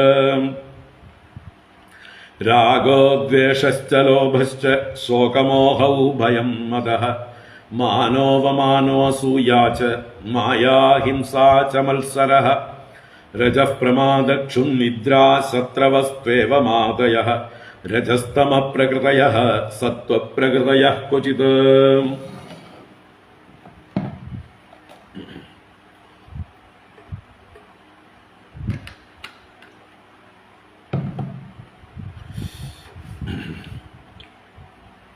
ഒരു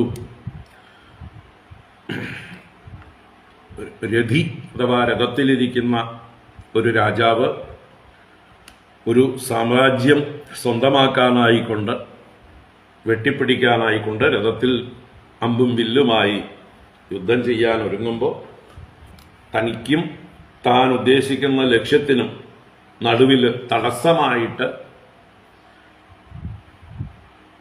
ശത്രുക്കളുണ്ടാകും. വലിയൊരു സൈന്യത്തെ നേരിടേണ്ടി വരും. ആ സൈന്യത്തെ ജയിച്ചാൽ മാത്രമേ താൻ ഏത് രാജ്യത്തെ സ്വന്തമാക്കാൻ ഉദ്ദേശിക്കുന്നുവോ ആ രാജ്യം തനിക്ക് സ്വന്തമാവുകയുള്ളൂ. ഇപ്പൊ ഇവിടെ നമ്മുടെ ലക്ഷ്യം എന്താണ്? ഏത് രാജ്യം പ്രാപിക്കാനാണ്? ആ പരമാത്മാവാകുന്ന സ്വരാജ്യ സാമ്രാജ്യം എന്നാണ് അതിന് പറയുക. സ്വരാജ്യമാകുന്ന സാമ്രാജ്യത്തെ സ്വന്തമാക്കാൻ പരിശ്രമിക്കുന്ന ഒരു യോദ്ധാവിന്, ഒരു സാധകന് തടസ്സമായി നിൽക്കുന്ന ശത്രുക്കൾ ആരൊക്കെയാണ്? രാഗം, ദ്വേഷം, ലോഭം, ശോകമോഹങ്ങൾ, ഭയം, മദം, മാനം, അപമാനം, അസൂയ, മായ, ഹിംസ, മത്സരം, രജസ്, പ്രമാദം, ചുത്ത്, നിദ്ര. ശത്രവഃ തു ഏവം ആദയഃ. ഏവം ആദയഃ ശത്രവഃ. ഈ മുതലായവർ എണ്ണിത്തീരുന്നില്ല. ശത്രുക്കളുടെ എണ്ണം രക്തബീജന്മാരെ പോലെ ഇങ്ങനെ കൂടി വരും. ഒന്ന് കഴിയുമ്പോൾ ഒന്ന് എന്ന് പറഞ്ഞിട്ട് അവസാനിക്കാത്ത രീതിയിൽ. അതാണ് ഏവമാദയഃ ശത്രവഃ. ഈ മുതലായിട്ടുള്ളതൊക്കെ ശത്രുക്കളാണ്. രജസ്തമഃ പ്രകൃതയഃ സത്വപ്രകൃതയഃ ക്വചിത്. ഈ 3 ഗുണങ്ങളിൽ നിന്ന് ഉള്ളവയാണിതെല്ലാം. രജപ്രകൃതികളായിട്ടുള്ള ശത്രുക്കളുണ്ട്, തമപ്രകൃതികളായിട്ടുള്ള ശത്രുക്കളുണ്ട്. ക്വചിത് സത്വപ്രകൃതയഃ അഭി.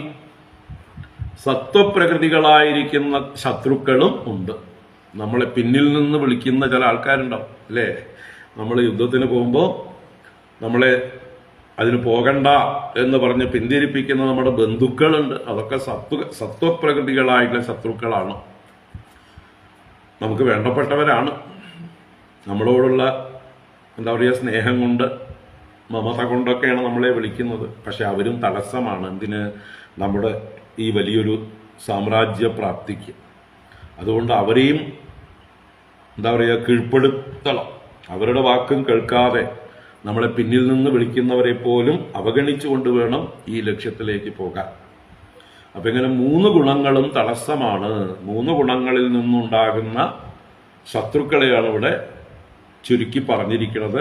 രാഗം, ദ്വേഷം, ലോഭം, ശോകം, മോഹം, ഭയം, മദം, മാനം, അപമാനം, അവമാനം, അസൂയ, മായ, ഹിംസ, മത്സരം, രജസ്, പ്രമാദം, ചുത്ത്, നിദ്ര മുതലായവ. ഏവമാദയ. എന്താണ് രാഗം എന്ന് പറഞ്ഞാൽ?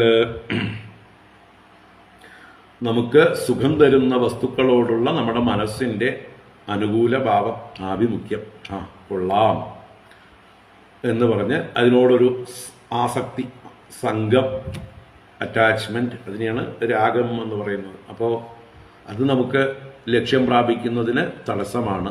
ഇവിടെ സ്വരാജ്യ സാമ്രാജ്യം പ്രാപിക്കാൻ വഴിയിൽ ഏറ്റവും വലിയ തടസ്സമാണ് ഈ പറഞ്ഞ രാഗമാകുന്ന പാശം, അല്ലേ? നമ്മളെ പിന്നിൽ നിന്ന് വലിക്കുന്ന പല വിഷയങ്ങൾ, പല ആളുകൾ, പല സാഹചര്യങ്ങൾ. നമുക്കെപ്പോഴും തടസ്സമായിട്ട് നിൽക്കുന്നത് ഈ രാഗം തന്നെയാണ്. ഇപ്പോഴുള്ള പല സൗകര്യങ്ങളും കംഫർട്ട്സും വെടിയാൻ നമുക്ക് വയ്യ. അതുകൊണ്ട് ചില തപസ്സുകളൊന്നും അനുഷ്ഠിക്കാനായിട്ട് നമുക്ക് മടിയാണ്. ചില ത്യാഗങ്ങൾ ചെയ്ത് മുന്നോട്ട് പോകാൻ നമ്മളെ കാല് കെട്ടിയിരിക്കുകയാണ് നമ്മൾ. ഉത്തരത്തിലുള്ളത് എടുക്കണം, പക്ഷെ കക്ഷത്തിലുള്ളത് വിടാൻ വയ്യ. ഈ കക്ഷത്തിലിരിക്കുന്ന സാധനമാണ് രാഗം. ഇത് വിട്ടാലേ, ഈ രാഗം വിട്ടാലേ ഉത്തരത്തിലുള്ളത് എടുക്കാൻ പറ്റുള്ളൂ. അപ്പോൾ ഉത്തരത്തിലുള്ളതിന് വില കൽപ്പിച്ചാൽ മാത്രമേ, കക്ഷത്തിലുള്ളതിന് അത്രയും വിലയില്ല എന്ന് ഉറപ്പിച്ചാൽ മാത്രമേ കക്ഷത്തിലുള്ളതിനെ വിട്ടിട്ട് ഉത്തരത്തിലുള്ളതിനെ പിടിക്കാനായിട്ട് നമുക്ക് ധൈര്യമുണ്ടാവുള്ളൂ. ഇത് പോയാൽ പോട്ടെ, ഇത് നിസ്സാരമാണ്, ഇതിനേക്കാൾ എത്രയോ 10 മടങ്ങ് മൂല്യമുള്ള വസ്തുവിനെയാണ് ഞാൻ എടുക്കാൻ വേണ്ടി ഈ കക്ഷത്തിലുള്ളത് ഉപേക്ഷിക്കുന്നത്, ഉത്തരത്തിലേക്ക് കൈ നീട്ടുന്നത്. ഇത് വീണ് പൊക്കോട്ടെ. ആ ഒരു എന്താ പറയുക, മൂല്യം, നിത്യാനിത്യ വിവേകം കൊണ്ട്, ആത്മാനാത്മ വിവേകം കൊണ്ട്, സത് അസത് വിവേകം കൊണ്ട് നമ്മുടെ ഉള്ളിൽ ഉറയ്ക്കണം. അപ്പോഴേ രാഗം ഈ നിസാര വസ്തുക്കളിൽ, അനിത്യ വസ്തുക്കളിൽ, അനാത്മ വസ്തുക്കളിൽ, അസത് വസ്തുക്കളിലുള്ള രാഗം ഇല്ലാതെയായി ഈ പരമാത്മാവിനോട് ഉള്ളതായിട്ടുള്ള ആഭിമുഖ്യം ഉറയ്ക്കുകയുള്ളൂ. അപ്പോൾ രാഗം പോണം. രാഗം തടസ്സമാണ്. രാഗ ദ്വേഷ ച, ദ്വേഷവും അപ്രീതി, പ്രതികൂലമായിരിക്കുന്ന ആളുകളോടോ വസ്തുക്കളോടോ സാഹചര്യങ്ങളോടോ ഒക്കെ ഉള്ളതായിട്ടുള്ള അപ്രീതി ഭാവമാണ് ദ്വേഷം എന്നുള്ളതായിട്ടുള്ള ഭാവം. അതും നമ്മുടെ ജീവിതത്തിൽ എപ്പോഴും നമുക്ക് സ്വൈരം തരാതിരിക്കും. നമ്മുടെ ശത്രുക്കളോടുള്ളതായിട്ടുള്ള അനിഷ്ടം, ദ്വേഷഭാവം അവരെക്കുറിച്ച് ചിന്തിക്കാൻ പ്രേരിപ്പിക്കും. അവർ നമ്മുടെ മനസ്സിൽ നിന്ന് ഇറങ്ങി പോവുകയില്ല. എപ്പോഴും അവരെ നശിപ്പിക്കാനുള്ള ചിന്തയോടുകൂടി നമ്മൾ പ്രവർത്തിച്ചു കൊണ്ടിരിക്കും. അപ്പോൾ നമ്മുടെ ലക്ഷ്യത്തിലെത്താൻ ഒരുപാട് വൈകും. അപ്പം എന്തായാലും ദ്വേഷം, അതുപോലെ ലോഭം മുമ്പ് പറഞ്ഞു കഴിഞ്ഞതാണ്. ഈ രാഗം വർദ്ധിച്ച് വർദ്ധിച്ച് അത്യാഗ്രഹമായി, ഗ്രീഡായി മാറുന്നത് ലോഭം. ലഭിച്ചതിൽ സന്തോഷമില്ലാതിരിക്കുകയും ഇനിയും ഇനിയും വേണം എന്നുള്ളതായിട്ടുള്ള തോന്നലുമാണ് ലോഭം. അതുപോലെ ശോകം.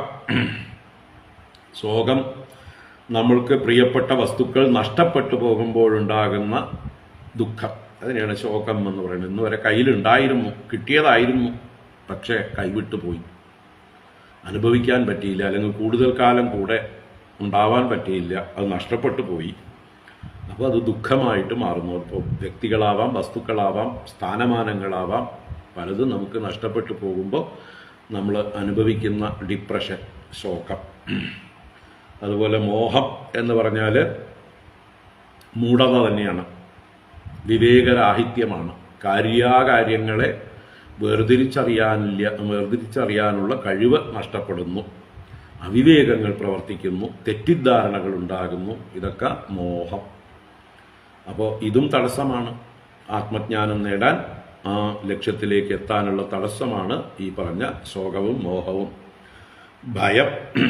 ഭയം എന്ന് പറഞ്ഞാൽ വരാനിരിക്കുന്ന കാര്യങ്ങളെക്കുറിച്ച് ആലോചിച്ചു കൊണ്ടുള്ളതായിട്ടുള്ള ആൻസൈറ്റിയും അനിശ്ചിതത്വത്തെക്കുറിച്ചിട്ടുള്ള ഒരു എന്താ പറയുക, ഇൻസെക്യൂരിറ്റി, അതാണ് ഭയം. ദുഃഖചിന്ത തന്നെയാണ്, മനസ്സിൻ്റെ ചാഞ്ചല്യ രൂപമാണ് ഭയം. അതുപോലെ മതം എന്ന് പറഞ്ഞാൽ ഗർവം, തൻ്റെ മഹിമയെക്കുറിച്ചുള്ള ചിന്ത. ഞാൻ കേമനാണ്, ഞാൻ ഇന്ന കുലത്തിൽ ജനിച്ചവൻ, ആഢ്യൻ, ഇന്ന യോഗ്യതകളൊക്കെ ഉള്ളവൻ, ധനവാൻ, ആരോഗ്യവാൻ, സുന്ദരൻ, വിദ്യാവാൻ, അല്ലെങ്കിൽ പല സ്ഥാനങ്ങളും പല കീർത്തികളും നേടിയിട്ടുള്ളവൻ എന്നൊക്കെയുള്ളതായിട്ടുള്ള അഹങ്കാരം, മതം, അതും വലിയ തടസ്സമാണ്. ഈ ലക്ഷ്യത്തിലേക്ക് പോകുമ്പോൾ നമ്മൾക്ക് ഭാരമായിട്ട് നമ്മളെ തടഞ്ഞു നിർത്തും. അപ്പം അങ്ങനെ മതം, മാനം എന്ന് പറഞ്ഞാലും ഒരു ഗർവം തന്നെയാണ്. നമ്മളെ ആളുകൾ സമ്മാനിക്കുമ്പോൾ, ബഹുമാനിക്കുമ്പോൾ ഉണ്ടാകുന്ന ഒരു കേമത്വം, ഞാൻ ആരാമോൻ എന്നുള്ള തന്നെക്കുറിച്ച് തന്നെ വലുതായി കരുതുന്ന ആ ഒരു ഭാവമാണ് മാനം. അവമാനം അതിൻ്റെ വിരുദ്ധം. നമ്മളെ ആരെങ്കിലും നിന്ദിക്കുമ്പോൾ, ദ്വേഷിക്കുമ്പോൾ സഹിക്കാൻ പറ്റുന്നില്ല, വളരെ വിഷമിക്കുന്നു, അത് അവമാനം. അസൂയ, മറ്റുള്ളവരുടെ വളർച്ച കാണുമ്പോൾ അസഹിഷ്ണുതയുണ്ടാവുക, സഹിക്കാൻ പറ്റുന്നില്ല, അവർക്ക് എങ്ങനെയെങ്കിലും പാര വയ്ക്കണം എന്ന് വിചാരിക്കുക, അവരെക്കുറിച്ച് ദുഷ്ടത്തരങ്ങൾ പറഞ്ഞുണ്ടാക്കുക, പരദൂഷണം പറയുക, അതൊക്കെ അസൂയയുടെ ഫലമാണ്. മായ എന്ന് പറഞ്ഞാൽ വഞ്ചന, കാപട്യം, കള്ളത്തരങ്ങൾ, എല്ലാതരം കളവുകളും മായയാകുന്നു. ഹിംസ എന്ന് പറഞ്ഞാൽ ഉപദ്രവിക്കൽ തന്നെയാണ്, വാക്കുകൊണ്ടോ മനസ്സുകൊണ്ടോ പ്രവൃത്തി കൊണ്ടോ ചുറ്റുപാടുമുള്ളവരെയൊക്കെ ഉപദ്രവിക്കുന്നത്. മത്സരം, നമ്മോടൊപ്പമോ നമ്മേക്കാൾ മഹത്വമുള്ളവരെയൊക്കെ കാണുമ്പോൾ അവരോട് ശത്രുതാഭാവത്തോടുകൂടി അവരെ നശിപ്പിക്കാൻ വേണ്ടിയിട്ടുള്ള പ്രയത്നങ്ങൾ, മത്സരം. അതുപോലെ രജോഗുണമാണ് രാഗം, അഭിനിവേശം എന്നൊക്കെ പറയുന്ന എന്തെങ്കിലും ആളുകളോടോ വസ്തുക്കളോടോ സ്ഥാനമാനങ്ങളോടോ ഒക്കെ ഉള്ളതായിട്ടുള്ള അമിതമായിട്ടുള്ള അഭിനിവേശം, പാഷൻ എന്നൊക്കെ പറയാം. അത് രജോരാഗാത്മകം, രാഗസ്വരൂപമാണ്, ബന്ധനാത്മകമാണ് രജസ്. അതുപോലെ പ്രമാദ എന്ന് പറഞ്ഞാലോ ആലസ്യം, നിദ്ര മുതലായിട്ടുള്ളതാണ്. നിദ്ര വേറെ പറഞ്ഞിട്ടുണ്ട്. അപ്പോൾ പ്രമാദ എന്ന് പറഞ്ഞാൽ ജാഗ്രതയില്ലായ്മ, ലക്ഷ്യബോധമില്ലായ്മ, ഉണർവില്ലായ്മ, മടിപിടിച്ചിരിക്കുന്ന ലതാർജി, ഇതൊക്കെ പ്രമാദത്തിൽ പെടുന്നതാണ്. ക്ഷുത്ത് എന്ന് പറഞ്ഞാൽ വിശപ്പ്. അപ്പോൾ വിശപ്പ് മുതലായിട്ടുള്ള ദോഷങ്ങൾ എപ്പോഴും വിശപ്പും ക്ഷീണവും തന്നെയാണ്. അതിനെ നിവർത്തിച്ചിട്ട് വേണ്ടേ ലക്ഷ്യത്തിലെത്താനായിക്കൊണ്ട്. അപ്പോൾ വിശപ്പ്, അതുപോലെ നിദ്ര, ഉറക്കം വരുന്നതായിട്ടുള്ള അവസ്ഥ, ഇങ്ങനെ നമ്മെ ആ സ്വരാജ്യ സാമ്രാജ്യം നേടുന്നതിന് തടസ്സം നിൽക്കുന്ന നമ്മുടെ ശത്രുക്കളെയാണ്, നമ്മുടെ ഉള്ളിൽ തന്നെയാണ് ഈ ശത്രുക്കൾ. ഏവമാദയ ശത്രവഹ, ഈ ശത്രുക്കളെയൊക്കെ ജയിച്ചാലേ ഈ സാമ്രാജ്യം നമുക്ക് സ്വന്തമാക്കാൻ പറ്റുള്ളൂ.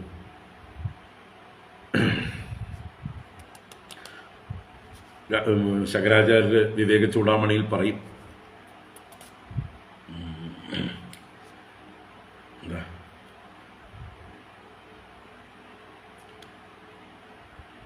അകൃത്വാ ശത്രുസംഹാരം അഭൂത്വാഖില ഭൂശ്രിയം രാജാഹമിതി ശബ്ദാന്നോ രാജാ ഭവിതുമർഹതി. രാജാഹം ഇതി ശബ്ദാത് നോ രാജാ ഭവിതും അർഹതി. രാജാ അഹം, ഞാൻ രാജാവാണ്, ഞാൻ രാജാവാണ്, ഞാൻ രാജാവാണ് എന്ന് പറയുമ്പോൾ അഹം ബ്രഹ്മാസ്മി, അഹം ബ്രഹ്മാസ്മി, അഹം ബ്രഹ്മാസ്മി എന്ന് പറഞ്ഞുകൊണ്ടിരുന്നുകൊണ്ട് കാര്യമില്ല. രാജാഹമിതി ശബ്ദാത് നോ രാജാ ഭവിതും അർഹതി, രാജാവായി ഭവിക്കാൻ അർഹനാവില്ല. അപ്പൊ അഹം ബ്രഹ്മാസ്മി എന്ന് പറഞ്ഞത് കൊണ്ട് മാത്രം കാര്യമില്ല, ഇതൊക്കെ പോയോ നോക്കണം, ഈ ശത്രുക്കളെയൊക്കെ ജയിച്ചോ നോക്കണം. ഈ ശത്രുക്കളെയൊക്കെ ജയിച്ചിട്ടാണ് അഹം ബ്രഹ്മാസ്മി എന്ന് പറയേണ്ടത്. മറ്റത് തത്തമ്മയെ പൂച്ച എന്ന് ആർക്കും പറയാം. അപ്പൊ ഏത് ശത്രുക്കളെ ജയിക്കണം? അകൃത്വാ ശത്രുസംഹാരം, ശത്രുസംഹാരം അകൃത്വ, ശത്രുസംഹാരത്തെ ചെയ്യാതെ, അഭൂത്വാ അഖില ഭൂശ്രിയം, ഭൂമിയുടെ ശ്രീയെ മുഴുവൻ ഭവിക്കാതെ, കീഴ്പ്പെടുത്താതെ, തൻ്റെ കീഴിലാക്കാതെ, സർവ ഐശ്വര്യങ്ങളും തൻ്റെ നിയന്ത്രണത്തിലാക്കാതെ, ശത്രുക്കളെ ജയിക്കാതെ, വെറുതെ എവിടെയെങ്കിലും ഇരുന്നിട്ട് ഞാൻ രാജാവാണ് രാജാവാണെന്ന് പറഞ്ഞാൽ ഒരാൾ രാജാവാകുകയില്ല. അപ്പൊ രാജാവാകണമെങ്കിലുള്ള യോഗ്യത ശത്രുക്കളെ നിഗ്രഹിക്കണം, ഭൂമി മുഴുവൻ തൻ്റേതായി തീരണം. ഏത് ഭൂപ്രദേശമാണോ തൻ്റേതാക്കാൻ ഉദ്ദേശിക്കുന്നത് അത് തൻ്റെ അധീനതയിലാക്കണം, എന്നിട്ട് രാജാവെന്ന് പറയും. എന്നതുപോലെ ഇവിടെ അഹം ബ്രഹ്മാസ്മി, അഹം ബ്രഹ്മാസ്മി എന്ന് പറയുന്നതിന് മുമ്പായിട്ട് ഈ പറഞ്ഞ ശത്രുക്കളെ ജയിച്ചിരിക്കണം, ഈ പറഞ്ഞ സ്വരാജ്യ സാമ്രാജ്യം നേടിയിരിക്കണം. ഇപ്പൊ രാഗോ ദ്വേഷശ്ച ലോഭശ്ച ശോകമോഹൗ ഭയം മദഃ മാനോ അവമാനോ അസൂയാച മായാ ഹിംസാച മത്സരഃ രജഃ പ്രമാദക്ഷും നിദ്ര സത്രവസ്ത്വേവമാദയഃ രജസ്തമ പ്രകൃതയഃ സത്വപ്രകൃതയഃ ക്വചിത്. അപ്പോൾ രജസ്സും തമസ്സും ഏറ്റവും കൂടുതൽ ദോഷകാരികളാണ്. ശത്രുപക്ഷത്ത് തന്നെയാണ് അവ. മറ്റത് സത്വപ്രകൃതയ എന്ന് പറഞ്ഞു. സത്വപ്രകൃതികളായിട്ടുള്ള ദോഷങ്ങളും ഉണ്ട്, ശത്രുക്കളും ഉണ്ട്. അതെവിടെയാണ്? സ്വന്തം ആൾക്കാരുടെ രൂപത്തിൽ, അല്ലേ? ബന്ധുക്കളായിട്ട് നമുക്ക് ശത്രുക്കൾ ഉണ്ടാവും, നമ്മുടെ വിജയത്തിന് തടസ്സം നിൽക്കുന്നവരുണ്ടാവും. അപ്പോൾ അതുപോലെയാണ് നമ്മുടെ ഉള്ളിലുള്ള ചില സത്വഗുണങ്ങളും. ചില സത്വഗുണം പോലും നമുക്ക് തടസ്സമാകും എന്ന് പറയുക. അപ്പോൾ സത്വപ്രകൃതയ ക്വചിത്. അതുകൊണ്ട് ഈ പറഞ്ഞ പരോപകാരാദികൾ, സൽക്കർമ്മങ്ങൾ, അതിലൊന്നും അഭിമാനമില്ലാതെ ആവണം. അതൊക്കെ ഞാൻ ചെയ്യുന്നു എന്നുള്ളതായിട്ടുള്ള അഭിമാനത്തോടെ ചെയ്തുകൊണ്ട്, അതൊക്കെ കണക്ക് വെച്ചുകൊണ്ട്, ഞാൻ ഇത്ര ചെയ്തവനാണ് എന്നുള്ള കേമത്വം ഭാവിച്ചുകൊണ്ടൊക്കെ ഇരിക്കുന്നത് ഒരു സത്വഗുണത്തിൻ്റെ ഇതാണ് ഈ സൽക്കർമ്മങ്ങളൊക്കെ ചെയ്യുന്നത്. അപ്പം ഞാൻ വലിയ സാത്വികനാണ് എന്നുള്ള അഭിമാനം പോലും, ഞാൻ വലിയ ധർമ്മിഷ്ഠനാണ്, ദാനശീലനാണ്, ഉദാരമതിയാണ്, ഞാൻ ചെയ്യാത്ത സത്കർമ്മങ്ങളില്ല, നമ്മുടെ നൃഗ മഹാരാജാവ് പറയും പോലെ, അല്ലേ? നമ്മളത് ദശമസ്കന്ധത്തിലെ 63 അധ്യായത്തിലും മറ്റേ നൃഗമോക്ഷം കഥയുണ്ട്. അതിൽ നൃഗമഹാരാജാവ് ഇക്ഷ്വാകു വംശത്തിലെ ഒരു മഹാരാജാവായിരുന്നിട്ട് ഒരുപാട് പശുക്കളെ ദാനം ചെയ്തു. പക്ഷെ അദ്ദേഹത്തിന്റെ അബദ്ധം പറ്റിയത്, ഒരിക്കൽ ദാനം ചെയ്ത ഒരു ബ്രാഹ്മണന് കൊടുത്ത പശു തന്നെ വീണ്ടും തന്റെ പശുക്കളുടെ കൂട്ടത്തിൽ വന്നു നിൽക്കുകയും അതേ പശുവിനെ മറ്റൊരു ബ്രാഹ്മണന് ദാനം ചെയ്യുകയും അവർ തമ്മിൽ തർക്കിക്കുകയും പ്രശ്നമുണ്ടാവുകയും ചെയ്തത് താനാണ് അതിന് കാരണക്കാരൻ. തന്റെ അശ്രദ്ധയാണ് അതിന് കാരണം. അഭിമാനപൂർവം കൊടുത്തത് കൊണ്ടാണ് ആ ശ്രദ്ധ പാപമായി മാറിയത്. അപ്പൊ അദ്ദേഹത്തിന്റെ അഭിമാനം, അദ്ദേഹം ശ്രീകൃഷ്ണ ഭഗവാനോട് പോലും പറയുന്നുണ്ട്, എന്നെ അറിയില്ലേ, ഞാൻ ആരാ, ഇന്ന ആളായിരുന്നു, ഭൂമിയിലുള്ള മൺതരികളെ വേണമെങ്കിൽ നിങ്ങൾക്ക് എണ്ണി തിട്ടപ്പെടുത്താം, അതിലും കൂടുതലാണ് ഞാൻ കൊടുത്ത പശുക്കളുടെ എണ്ണം എന്നൊക്കെ അഭിമാനിക്കുന്ന ആ നൃഗമഹാരാജാവിന് ഓന്തായി എത്രയോ വർഷങ്ങൾ, സഹസ്രാബ്ദങ്ങൾ, യുഗങ്ങൾ കിടക്കേണ്ടി വന്നു. യുഗങ്ങൾ കഴിഞ്ഞിട്ട് 28ാമത്തെ ദ്വാപരയുഗത്തിലെ കൃഷ്ണൻ വരേണ്ടി വന്നു, ഒന്ന് സ്പർശിച്ച് ആ ഓന്തിന്റെ അവസ്ഥയിൽ നിന്ന് മോചനം കൊടുക്കാനായിട്ട്. അപ്പൊ അഭിമാനം തടസ്സമാണ്. സൽക്കർമ്മങ്ങളിൽ പോലും അഭിമാനമില്ലാതെ ചെയ്യണം. അത് ചെയ്തു കഴിഞ്ഞാൽ മറക്കണം. കൊടുത്തത് കണക്ക് വെക്കുകയല്ല വേണ്ടത്. ഇടത് കൈ കൊടുത്തത് വലത് കൈ അറിയാതെ എന്ന് പറയും പോലെ അതിനെ എപ്പോഴും പറഞ്ഞുകൊണ്ടും സ്മരിച്ചുകൊണ്ടും ഇരിക്കാതിരിക്കുക. അപ്പോൾ സത്വപ്രകൃതയ ക്വചിത്, ചിലയിടത്ത് സത്വപ്രകൃതികളായിട്ടുള്ള ശത്രുക്കളും ഉണ്ടാവും എന്ന് ശത്രുക്കളെ കുറിച്ച് നമ്മളെ ജാഗ്രതപ്പെടുത്തി. ശത്രുക്കളെ കുറിച്ച് ജാഗ്രതയില്ലെങ്കിൽ നമ്മൾ പോയി ട്രാപ്പിൽ പോയി പെടും. ശത്രുക്കളുടെ കയ്യിൽ പോയി പെട്ട് നമ്മൾ അറിയുന്നില്ല ശത്രുക്കളുടെ നടുവിലാണെന്ന്. അവർ നമ്മളെ നശിപ്പിച്ചു കഴിയുമ്പോഴേ ബോധം ഉണ്ടാവുള്ളൂ. അപ്പൊ ഇവിടെ ഇറങ്ങിത്തിരിക്കുമ്പോൾ ജാഗ്രത വേണം. നമ്മളെ വളഞ്ഞുകൊണ്ട് ശത്രുക്കളുണ്ട്, അവരെയൊക്കെ ജയിക്കേണ്ടതുണ്ട് എന്നുള്ള ആ ബോധം അപ്രമത്തേന വേദ്ധവ്യം. 5-ാം ശ്ലോകം.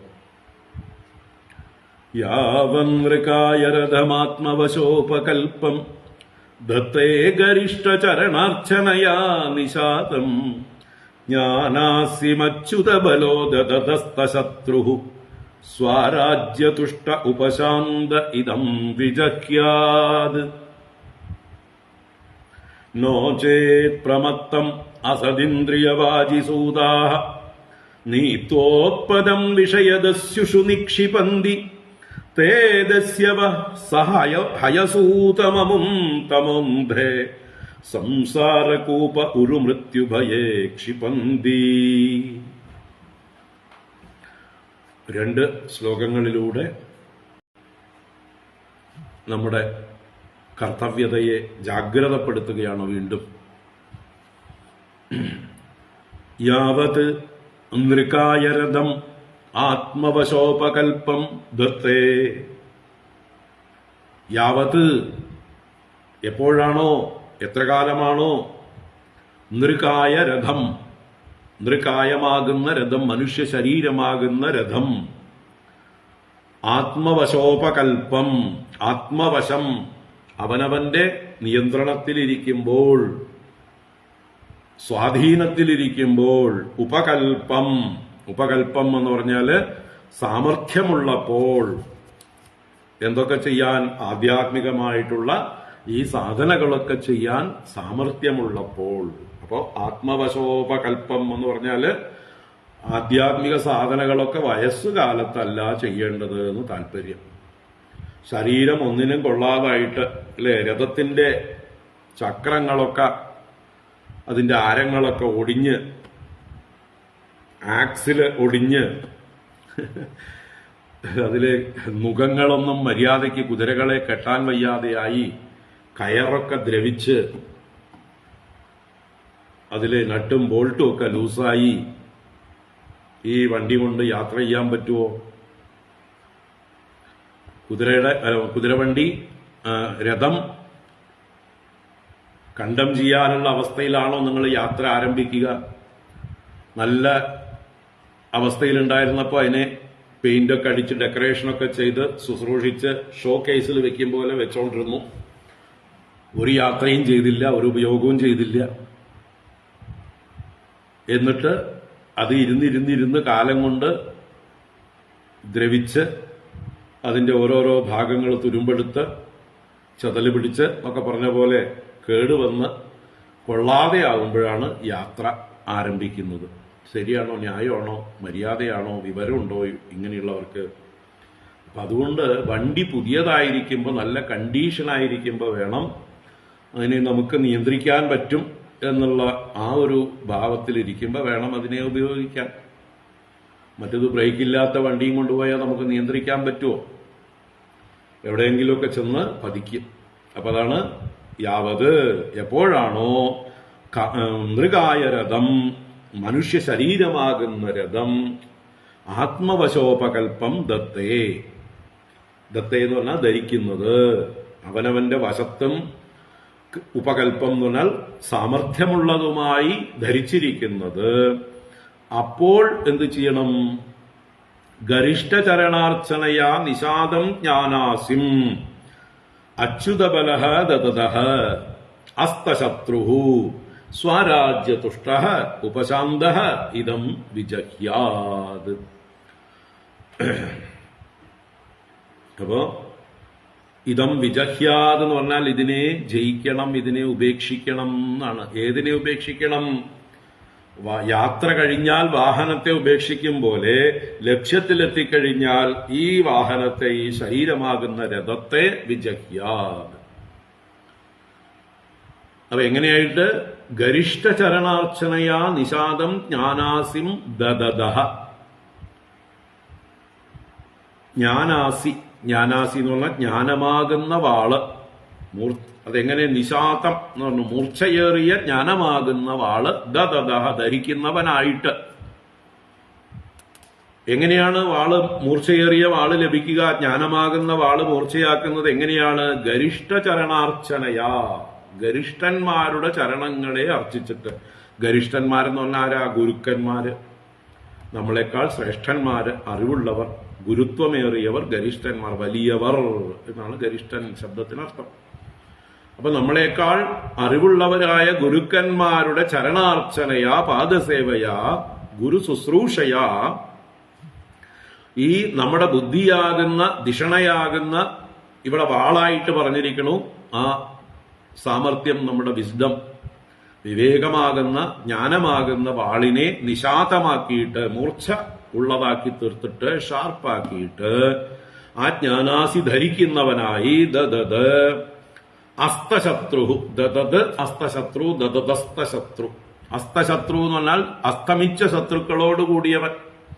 ശത്രുക്കളെയൊക്കെ നശിപ്പിച്ചവൻ. അപ്പൊ വാളുകൊണ്ട് ശത്രുക്കളെ നശിപ്പിക്കണം. ഏത് ശത്രുക്കളെ? മുന്ന് പറഞ്ഞതായിട്ടുള്ള രാഗദ്വേഷ ലോഭ ശോക മോഹ ഭയം മത മാനോ അപമാന അസൂയ മായ ഹിംസ മത്സരം രജം പ്രമാദം ചുത്ത നിദ്ര, ഇങ്ങനെയുള്ള ശത്രുക്കളെയൊക്കെ ജയിച്ചിട്ട്, അസ്തശത്രുവായിട്ട് ശത്രുക്കളെ ജയിച്ചിട്ട്, അച്യുതബല, അതിന് സഹായമായിട്ട് ഒരു സേന വേണം നമുക്ക്, അല്ലെ? ബലം എന്ന് പറഞ്ഞാൽ സൈന്യമാണ്. അച്യുതബലം എന്ന് പറഞ്ഞാൽ നശിക്കാത്ത സൈന്യം, അക്ഷയമായിട്ടുള്ള ബലം, ശക്തിയുള്ള സൈന്യം എന്നൊക്കെ അർത്ഥമാണ് ഒരു ഇതിന്റെ പറയുമ്പോൾ.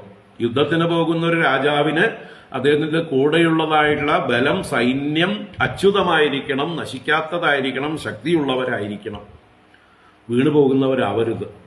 അതുപോലെ ഇവിടെ ഒരു സാധകനെ സംബന്ധിച്ച് അച്യുത ബലൻ എന്ന് പറയുമ്പോഴോ, അച്യുതനാകുന്ന ബലത്തോടു കൂടിയവൻ, നാശരഹിതനായ ഭഗവാനെ മുറുക്ക പിടിക്കുന്നതാണ് ബലം. ഭഗവാന്റെ പാദങ്ങളെ പൂർണ്ണമായി ആശ്രയിക്കുന്നതാണ് അച്യുത ബലം. അപ്പൊ ഇവിടെ സാധകനെ സംബന്ധിച്ച് അച്യുതൻ ബലമായിരിക്കുന്നവൻ, ഭഗവാനെ ആശ്രയിച്ചിരിക്കുന്നവൻ, ഒരു രാജാവിനോട് ഉപമിക്കുമ്പോൾ നശിക്കാത്ത സൈന്യത്തോടു കൂടിയവനായിട്ട് ശത്രുക്കളെയൊക്കെ നശിപ്പിച്ച് എങ്ങനെയാണോ ആ രാജാവ് താൻ ഉദ്ദേശിച്ച സാമ്രാജ്യത്തെ വീണ്ടെടുക്കുന്നത്, അതുപോലെ സ്വരാജ്യതുഷ്ട, ഇവിടെ സ്വരാജ്യം കൊണ്ട് തുഷ്ടനായിട്ട്, സ്വരാജ്യം എന്ന് പറഞ്ഞാല് ആത്മാ തന്നെയാണ്, അവനവന്റെ ആത്മസ്വരൂപമാകുന്ന സാമ്രാജ്യത്തെ സ്വന്തമാക്കി തുഷ്ടനായിട്ട് ആനന്ദം അനുഭവിക്കുന്നവനായിട്ട്, ഉപശാന്ത എന്ന് പറഞ്ഞാൽ യുദ്ധത്തിൽ നിന്ന് വിരമിക്കുന്ന രാജാവിനെ പോലെ. ജയിച്ചു കഴിഞ്ഞാൽ പിന്നെ ആരോട് യുദ്ധം ചെയ്യാൻ? ലക്ഷ്യത്തിലെത്തിക്കഴിഞ്ഞാൽ പിന്നെ വാഹനം ഓടിക്കേണ്ടതില്ല. അതുകൊണ്ട് ഉപശാന്തനായ ആ യോദ്ധാവിനെ പോലെ, രാജാവിനെ പോലെ ഇവിടെ ലക്ഷ്യത്തിലെത്തിക്കഴിഞ്ഞാൽ, സ്വരാജ്യ സാമ്രാജ്യം നേടിക്കഴിഞ്ഞാൽ വിരമിച്ചവനായിട്ട്, എല്ലാ പ്രവൃത്തികളിൽ നിന്നും ഉപശാന്തനായിട്ട്, ഇതം ശരീരരഥം വിജഹ്യാത്, ഈ രഥം വിട്ടിറങ്ങിക്കോളൂ. അപ്പൊ ഇത് വീണു പോകുന്നതിന് മുമ്പേ, ഇത് യോഗ്യമായിരിക്കുമ്പോൾ, ഇതിന് നല്ല സാമർഥ്യമുള്ളപ്പോൾ, യുദ്ധത്തിനായിട്ട് പഴയ രഥവുമായിട്ട് ഇറങ്ങിപ്പോയാൽ അത് കഞ്ചി വേറെ കണ വേറെ അവിടെ അഴിഞ്ഞു വീഴും.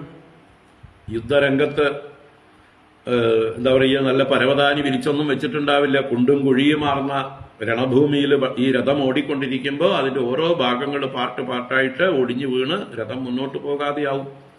അപ്പൊ അതുപോലെ നമ്മുടെ മനുഷ്യ ശരീരം ആരോഗ്യത്തോടുകൂടെ ഇരിക്കുമ്പോൾ, നമുക്കത് അതിനെക്കൊണ്ട് സാമർഥ്യമുള്ളപ്പോൾ, ആധ്യാത്മികമായിട്ടുള്ള തപസ്സുകൾ, സാധനകൾ അനുഷ്ഠിച്ചുകൊണ്ട് നമ്മുടെ ഉള്ളിലുള്ള ശത്രുക്കളെയൊക്കെ ജയിക്കണം. രാഗദ്വേഷാദി ശത്രുക്കളെ ജയിച്ച് ആത്മസ്വരൂപമാകുന്ന സ്വരാജ്യത്തെ പ്രാപിച്ച് ആനന്ദമറിയണം, ആനന്ദമനുഭവിക്കണം. എന്നിട്ട് ഈ ദേഹത്തെ വെടിയാൻ തയ്യാറായിരിക്കണം. ദേഹം വീണു പോകുമ്പോൾ വീണു പോകട്ടെ. അപ്പോൾ ഇത് വീഴാൻ നേരത്തെ അവസാന നിമിഷത്തിലല്ല ഇതിനു വേണ്ടി പരിശ്രമിക്കേണ്ടത്. അതാണ് അടുത്ത ശ്ലോകത്തിൽ സൂചിപ്പിക്കുന്നത്. നോ ചേത് എന്ന് പറഞ്ഞാൽ ഇല്ല എങ്കിൽ, ഈ മുൻപറഞ്ഞ ശ്ലോകത്തിൽ പറഞ്ഞതുപോലെ നിങ്ങൾ ചെയ്തില്ല എങ്കിൽ, നോ ചേത് പ്രമത്തം അസതിന്ദ്രിയ വാജിസൂതാഹ നീത്വാ ഉത്പദം വിഷയദസ്യുഷു നിക്ഷിപന്തി. നോ ചേത്, നിങ്ങൾ അങ്ങനെ ചെയ്തില്ലെങ്കിൽ, നല്ല ആരോഗ്യമുള്ളപ്പോൾ ഈ സ്വരാജ്യ സാമ്രാജ്യത്തെ നേടാൻ, ശത്രുക്കളെ ജയിക്കാൻ പ്രയത്നം ചെയ്തില്ലെങ്കിൽ, പ്രമത്തം, പ്രമാദം ബാധിച്ചിരിക്കുന്നവനെ, ജാഗ്രതയില്ലാത്തവനെ, ആലസ്യം ബാധിച്ചിരിക്കുന്നവനെ, മടിയനായിരിക്കുന്നവനെ, അസതിന്ദ്രിയ വാജിസൂതാഹ, അസത്തുക്കളായ ഇന്ദ്രിയങ്ങളാകുന്ന വാജികളും, അതുപോലെ മനസ്സാകുന്ന കടിഞ്ഞാണും ബുദ്ധിയാകുന്ന സൂതനും എല്ലാരെയും ചേർത്തിട്ടാണ് ഇവിടെ പറഞ്ഞത്. അസതിന്ദ്രിയ വാജിസൂതാഹ, അസത്തുക്കള്, നമ്മളെ വഞ്ചിക്കുന്നവരാണ് ഇവര്. സ്വാമി നന്നായിരിക്കുമ്പോ സ്വാമിയുടെ കൂടെ നിൽക്കും. സ്വാമി തളരുന്നു, സ്വാമിക്കിന്നി നിലനിൽപ്പില്ല, ശത്രുക്കള് ബലവാന്മാരാണ് എന്ന് കാണുമ്പോ എന്താവും? ഈ സ്വാമിയുടെ കൂടെ നിന്നിരുന്നവർ തന്നെ കാലുമാറും. ഈ സ്വാമിയെ ചതിച്ച് മറുപക്ഷത്ത് ചേരും. അവിടെ പോയി അവിടുത്തെ സ്ഥാനമാനങ്ങൾ ലഭിക്കാൻ, അവിടുത്തെ മന്ത്രിപദം ലഭിക്കാൻ, അവിടുത്തെ സേനാനായക പദം ലഭിക്കാൻ, അവിടുത്തെ ഖജനാവിന്റെ താക്കോല് ലഭിക്കാൻ, പ്രഭുത്വം ലഭിക്കാൻ ഒക്കെ ആയിട്ട് ഇവിടുന്ന് പക്ഷം മാറും അസത്തുക്കളായിട്ടുള്ള, കമ്മിറ്റ്മെന്റ് ഇല്ലാത്ത, സ്വാർത്ഥരായിട്ടുള്ള ഈ ഭടന്മാരും നായകന്മാരും ഒക്കെ. അങ്ങനെ എത്രയോ കഥകൾ നമുക്കറിയാലോ. നമ്മുടെ രാജാക്കന്മാരുടെ മുഴുവൻ ചരിത്രം നോക്കിയാൽ കാണാം. എന്തിന് ഇപ്പോഴത്തെ രാഷ്ട്രീയ ചരിത്രം തന്നെ അതല്ലേ കാണിച്ചുകൊണ്ടേയിരിക്കുന്നത്, അല്ലേ? ഇപ്പൊ നമ്മുടെ പ്രധാനമന്ത്രിയായിരിക്കുന്ന മോദിജിയെ ആർക്കും തോൽപ്പിക്കാനാവില്ല. അടുത്ത 2024 പാർലമെന്റ് ഇലക്ഷൻ അദ്ദേഹം 400ന്റെ അടുത്ത് സീറ്റുകളോടെ മുന്നിൽ വരും എന്ന് കണ്ടപ്പോ മറ്റു പാർട്ടികളിൽ നിന്നൊക്കെ കൊഴിഞ്ഞു വന്ന് ഇവിടേക്ക് വന്ന് ചേരുന്നു. ഇതുവരെ മോദിയെ കുറ്റം പറഞ്ഞിരുന്നവരൊക്കെ ഇപ്പോ മോദിയെ പുകഴ്ത്തുന്നു. കോൺഗ്രസ് എന്നുണ്ടായിരുന്ന പാർട്ടിയിലുണ്ടായിരുന്ന നേതാക്കന്മാരൊക്കെ കൊഴിഞ്ഞിവിടേക്ക് വന്നു കഴിഞ്ഞു. അതുപോലെ മറ്റു പാർട്ടികളും ഒക്കെ തിരിച്ച് ഇങ്ങോട്ട് വരുന്നു. കാരണം അവർക്ക് മനസ്സിലായി, ബലവാന്മാരുടെ കൂടെ നിൽക്കുന്നതാണ് നമുക്കും വല്ലതൊക്കെ അനുഭവിക്കാൻ സുഖം. ശക്തന്മാരുടെ കൂടെ നിൽക്കാം. എല്ലാവരും മാറി വന്നുകൊണ്ടിരിക്കുകയാണ്, നമ്മൾ കാണുന്നതാണ്. അപ്പൊ ഇതുപോലെയാണ് നമ്മുടെ ഇന്ദ്രിയങ്ങളുടെയും മനസ്സിന്റെയും ഒക്കെ സ്വഭാവം. നമുക്ക് ശക്തി കുറയുമ്പോൾ, ആത്മവിശ്വാസം കുറയുമ്പോൾ ഇവര് ശക്തി പ്രാപിക്കും. ഈ ശത്രുക്കളുടെ പക്ഷത്തിലേക്ക് ചാഞ്ഞു നിൽക്കും.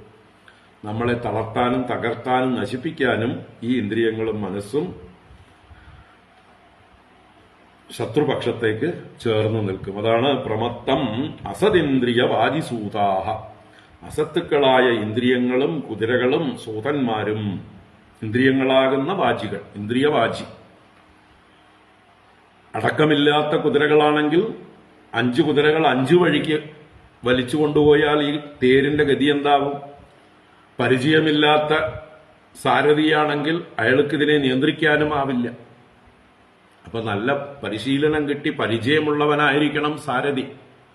ഇതൊക്കെ കഠോപനിഷത്തില് പറഞ്ഞിട്ടുണ്ട്. അവിടെ ആത്മാനം രഥിനം വിദ്ധി ശരീരം രഥമേവതു എന്ന് പറയുന്നിടത്ത് ദുഷ്ടാശ്വങ്ങളുള്ള ഒരു രഥം, അതുപോലെ സാരഥി എല്ലാം നശിക്കുന്നു. സദശ്വങ്ങളോടുകൂടിയതായിട്ടുള്ള രഥം ലക്ഷ്യത്തിലെത്തുന്നു എന്നിങ്ങനെയുള്ളതായിട്ടുള്ള മന്ത്രങ്ങൾ ആ ഉപനിഷത്ത് തന്നെ പറഞ്ഞതിനെ തന്നെയാണ് ഇവിടെ ഈ രീതിയിൽ പറഞ്ഞിരിക്കുന്നത്. ദുഷ്ടാശ്വ ഇവ സാരഥേഹേ സദശ്വ ഇവ സാരഥേഹേ എന്നുള്ളതായിട്ടുള്ള മന്ത്രങ്ങളുണ്ട്. നമുക്ക് വായിച്ചു തരാം.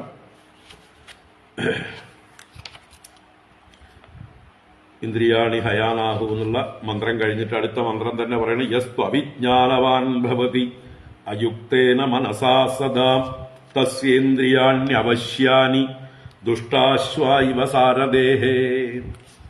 യസ്തു അവിജ്ഞാനവാൻ ഭവതി. ആരാണോ അവിജ്ഞാനവാനായി, വിജ്ഞാനമില്ലാതെ വിവേകമില്ലാത്തവനായി ഭവിക്കുന്നത്, അയുക്തേന മനസാ സദാ, യുക്തമല്ലാത്ത, ചേർച്ചയില്ലാത്ത, ഇന്റഗ്രേറ്റഡ് അല്ലാത്ത, ദൃഢതയില്ലാത്ത മനസ്സോടുകൂടിയവനും തസ്യ ഇന്ദ്രിയാണി അവശ്യാനി, അവന്റെ ഇന്ദ്രിയങ്ങൾ വശ്യങ്ങളല്ല, അവശ്യങ്ങൾ എന്ന് വെച്ചാൽ വശ്യമല്ലാത്തത്, നിയന്ത്രണമില്ലാത്തതായി ദുഷ്ടാശ്വ ഇവ സാരഥേഹ, ഒരു സാരഥിക്ക് ദുഷ്ടാശ്വങ്ങളെ പോലെ അവന് ഉപദ്രവം കൊടുക്കുന്നു. എന്നാൽ യസ്തു വിജ്ഞാനവാൻ ഭവതി യുക്തേന മനസാ സഹ സദാ തസ്യ ഇന്ദ്രിയാണി വശ്യാനി സദശ്വ ഇവ സാരഥേഹ. ആരാണോ വിജ്ഞാനവാനായിരിക്കുന്നത്, യുക്തമായ മനസ്സോടുകൂടിയിരിക്കുന്നത്, അവന്റെ ഇന്ദ്രിയങ്ങൾ വശത്തായി നല്ല സദശ്വങ്ങളെ പോലെ ഈ സാരഥിക്ക് സഹായം ചെയ്യുന്നു. യസ്തു അവിജ്ഞാനവാൻ ഭവതി അമനസ്ക സദാശുചി നസ തത്പദമാപ്നോതി സംസാരം ചാതി ഗച്ഛതി. ആരാണോ അവിവേകിയായിരിക്കുന്നത്, മനസ്സിനെ നിയന്ത്രണമില്ലാത്ത അമനസ്കനായി സദാ അശുചിയായിരിക്കുന്നത്, നസ തത്പദമാപ്നോതി, അവൻ തൽപദത്തെ, ഈശ്വരപദത്തെ, ബ്രഹ്മപദത്തെ നാപ്നോതി, പ്രാപിക്കുന്നില്ല. സംസാരം ച അധിഗച്ഛതി, സംസാരമാകുന്ന ചെളിക്കുണ്ടിലേക്ക് അവന്റെ രഥം ചെന്ന് പതിക്കുന്നു. എന്നാൽ യസ്തു വിജ്ഞാനവാൻ ഭവതി സമനസ്ക സദാശുചി സതു തത്പദമാപ്നോതി യസ്മാ ഭൂയോ ന ജായതേ. യസ്തു വിജ്ഞാനവാൻ ഭവതി, ആരാണോ വിവേകിയായിരിക്കുന്നത്, സമനസ്ക, നല്ല മനസ്സോടുകൂടി പാകപ്പെട്ട ദൃഢമാക്കിയിരിക്കുന്ന വ്രതാദി ഉപവാസാദികളെ കൊണ്ടൊക്കെ ദൃഢപ്പെടുത്തിയിരിക്കുന്ന മനസ്സോടുകൂടിയവനും സദാ ശുചിഹി എപ്പോഴും ശുദ്ധിയുള്ളവനുമായിരിക്കുന്നത് സതു തത്പദമാപ്നോതി അവൻ ആ പദത്തെ പ്രാപിക്കുന്നു. യസ്മാത് ഭൂയോ ന ജായതേ എവിടെ എത്തിയാൽ പിന്നെ സംസാരത്തിലേക്ക് തിരിച്ചു വരുന്നില്ലയോ. വിജ്ഞാന സാരഥിർയസ്തു മനഃപ്രഗ്രഹവാൻ നരഃ സ്വ അദ്വനഃ പാരമാപ്നോതി തദ് വിഷ്ണോഹോ പരമം പദം. വിജ്ഞാന സാരഥിയോടുകൂടിയ നല്ല അറിവുകൊണ്ട് പാകപ്പെട്ട സാരഥി ആർക്കാണോ ഉള്ളത്, മനമാകുന്ന കടിഞ്ഞാൺ ആർക്കാണോ ദൃഢമായിട്ടുള്ളത്, അവൻ അദ്വനഃ പാരം ആപ്നോതി അവൻ മാർഗത്തിന്റെ പരമമായ അറ്റത്തെ മറുകരയെ പ്രാപിക്കുന്നു. ആ മറുകര തന്നെയാണ് തത് വിഷ്ണോഹോ പരമം പദം. അതിനെ തന്നെയാണ് വിഷ്ണുവിന്റെ പരമപദം. വൈകുണ്ഠം, മോക്ഷം എന്നൊക്കെ പറയുന്ന സ്ഥാനം എന്നൊക്കെ ആ ഉപനിഷത്തിൽ പറഞ്ഞ ആശയത്തെ നിഗമകൽപ്പതരോർ ഗളിതം ഫലമായിരിക്കുന്ന ഭാഗവതം വളരെ രസകരമായിട്ട് ലളിതമായിട്ട് നമുക്ക് പറഞ്ഞു തരുന്നു. അപ്പോ അസദിന്ദ്രിയ വാജിസൂതാഹ അസത്തുക്കളായ ഇന്ദ്രിയങ്ങളാകുന്ന വാജികളും സൂതനും നീത്വാ ഉത്പദം നീത്ത ഉത്പദം എന്ന് പറഞ്ഞാൽ തെറ്റായ മാർഗം, പദത്തിൽ നിന്ന് തെറ്റിയിട്ട് മാർഗത്തിൽ നിന്ന് വ്യതിചലിച്ചുകൊണ്ട് തെറ്റായ വഴിയിലൂടെ നമ്മളെ നയിച്ച് നീത്വാ വിഷയദസ്യുഷു നിക്ഷിപന്തി വിഷയങ്ങളാകുന്ന ശത്രുക്കളുടെ അടുത്തേക്ക് നമ്മളെ കൊണ്ടുപോയി നിക്ഷേപിക്കുന്നു, വിട്ടുകൊടുക്കുന്നു. ശത്രുക്കളുടെ മധ്യത്തിൽ കൊണ്ടുപോയി നമ്മളെ ഉപേക്ഷിച്ച് അവര് രക്ഷപ്പെട്ടു പോകും.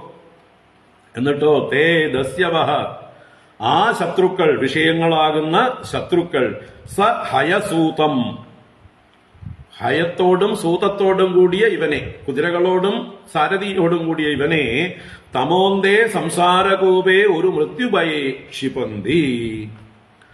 തമോന്തേ അന്ധകാരപൂർണമായ തമസ്സിലേക്ക്, നരകത്തിലേക്ക്, ദുഃഖങ്ങളിലേക്ക്, സംസാരകൂപേ സംസാരമാകുന്ന പൊട്ടക്കിണറ്റിലേക്ക്, ഒരു മൃത്യുഭയേ ഭയങ്കരമായിട്ടുള്ള മൃത്യുഭയത്തോടു കൂടിയ, എല്ലാ ഭയങ്ങളോടും കൂടിയ ആ ഒരു അപകടകരമായിട്ടുള്ള ആ സംസാരമാകുന്ന പൊട്ടക്കിണറ്റിലേക്ക് വന്യമൃഗങ്ങൾ, ക്രൂര മൃഗങ്ങളൊക്കെ നിറഞ്ഞിരിക്കുന്ന, മുതലകളും മറ്റൊക്കെ കാത്തിരിക്കുന്ന, സർപ്പങ്ങളൊക്കെ കൊത്താനിരിക്കുന്ന, തേളുകളും വിഷപ്പാമ്പുകളും ഒക്കെ ഉള്ളതായിട്ടുള്ള ആ സംസാര കൂപ്പത്തിലേക്ക് ക്ഷിപന്തി നമ്മളെ ക്ഷേപിക്കുന്നു, ഉന്തി തള്ളിയിടുന്നു.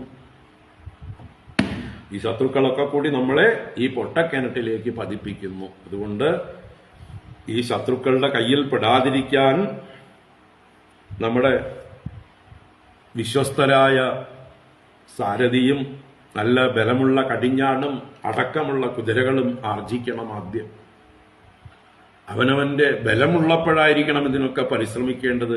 അവനവൻ സ്വയം ബലമില്ലാത്തവനായി, ശക്തി കുറഞ്ഞവനായി തീർന്നാൽ ആരും നമുക്ക് അനുകൂലമായി ഇരിക്കില്ല. എല്ലാവരും പ്രതികൂലമായി മാറും, എല്ലാവരും നമ്മളെ ചതിക്കും.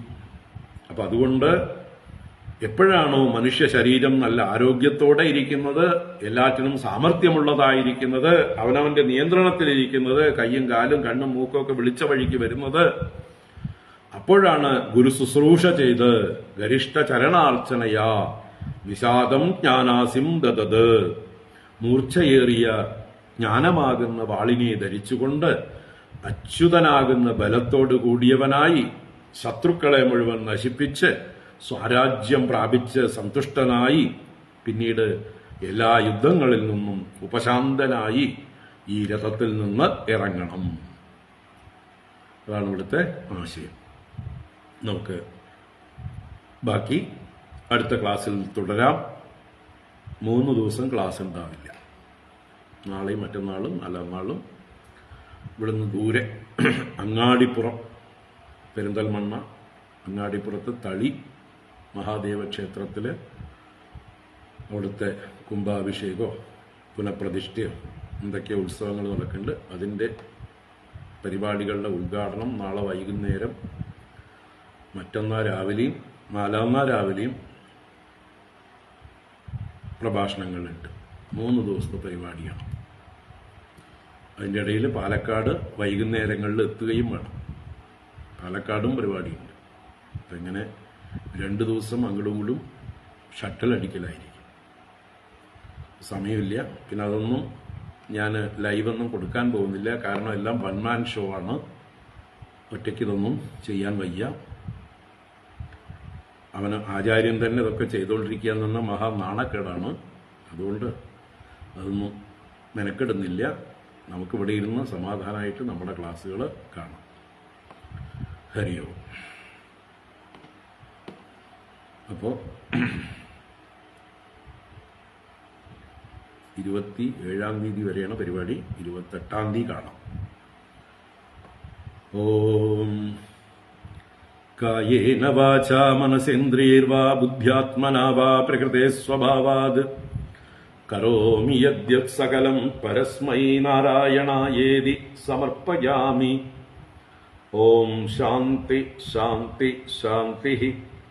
ഹരി ഓം ശ്രീ ഗുരുഭ്യോ നമഃ. ഹരി ഓം. ഹരി ഓം. ഇനി ഭാഗവത ജ്ഞാനഗംഗ 28-ാം തീയതി. ഹരി.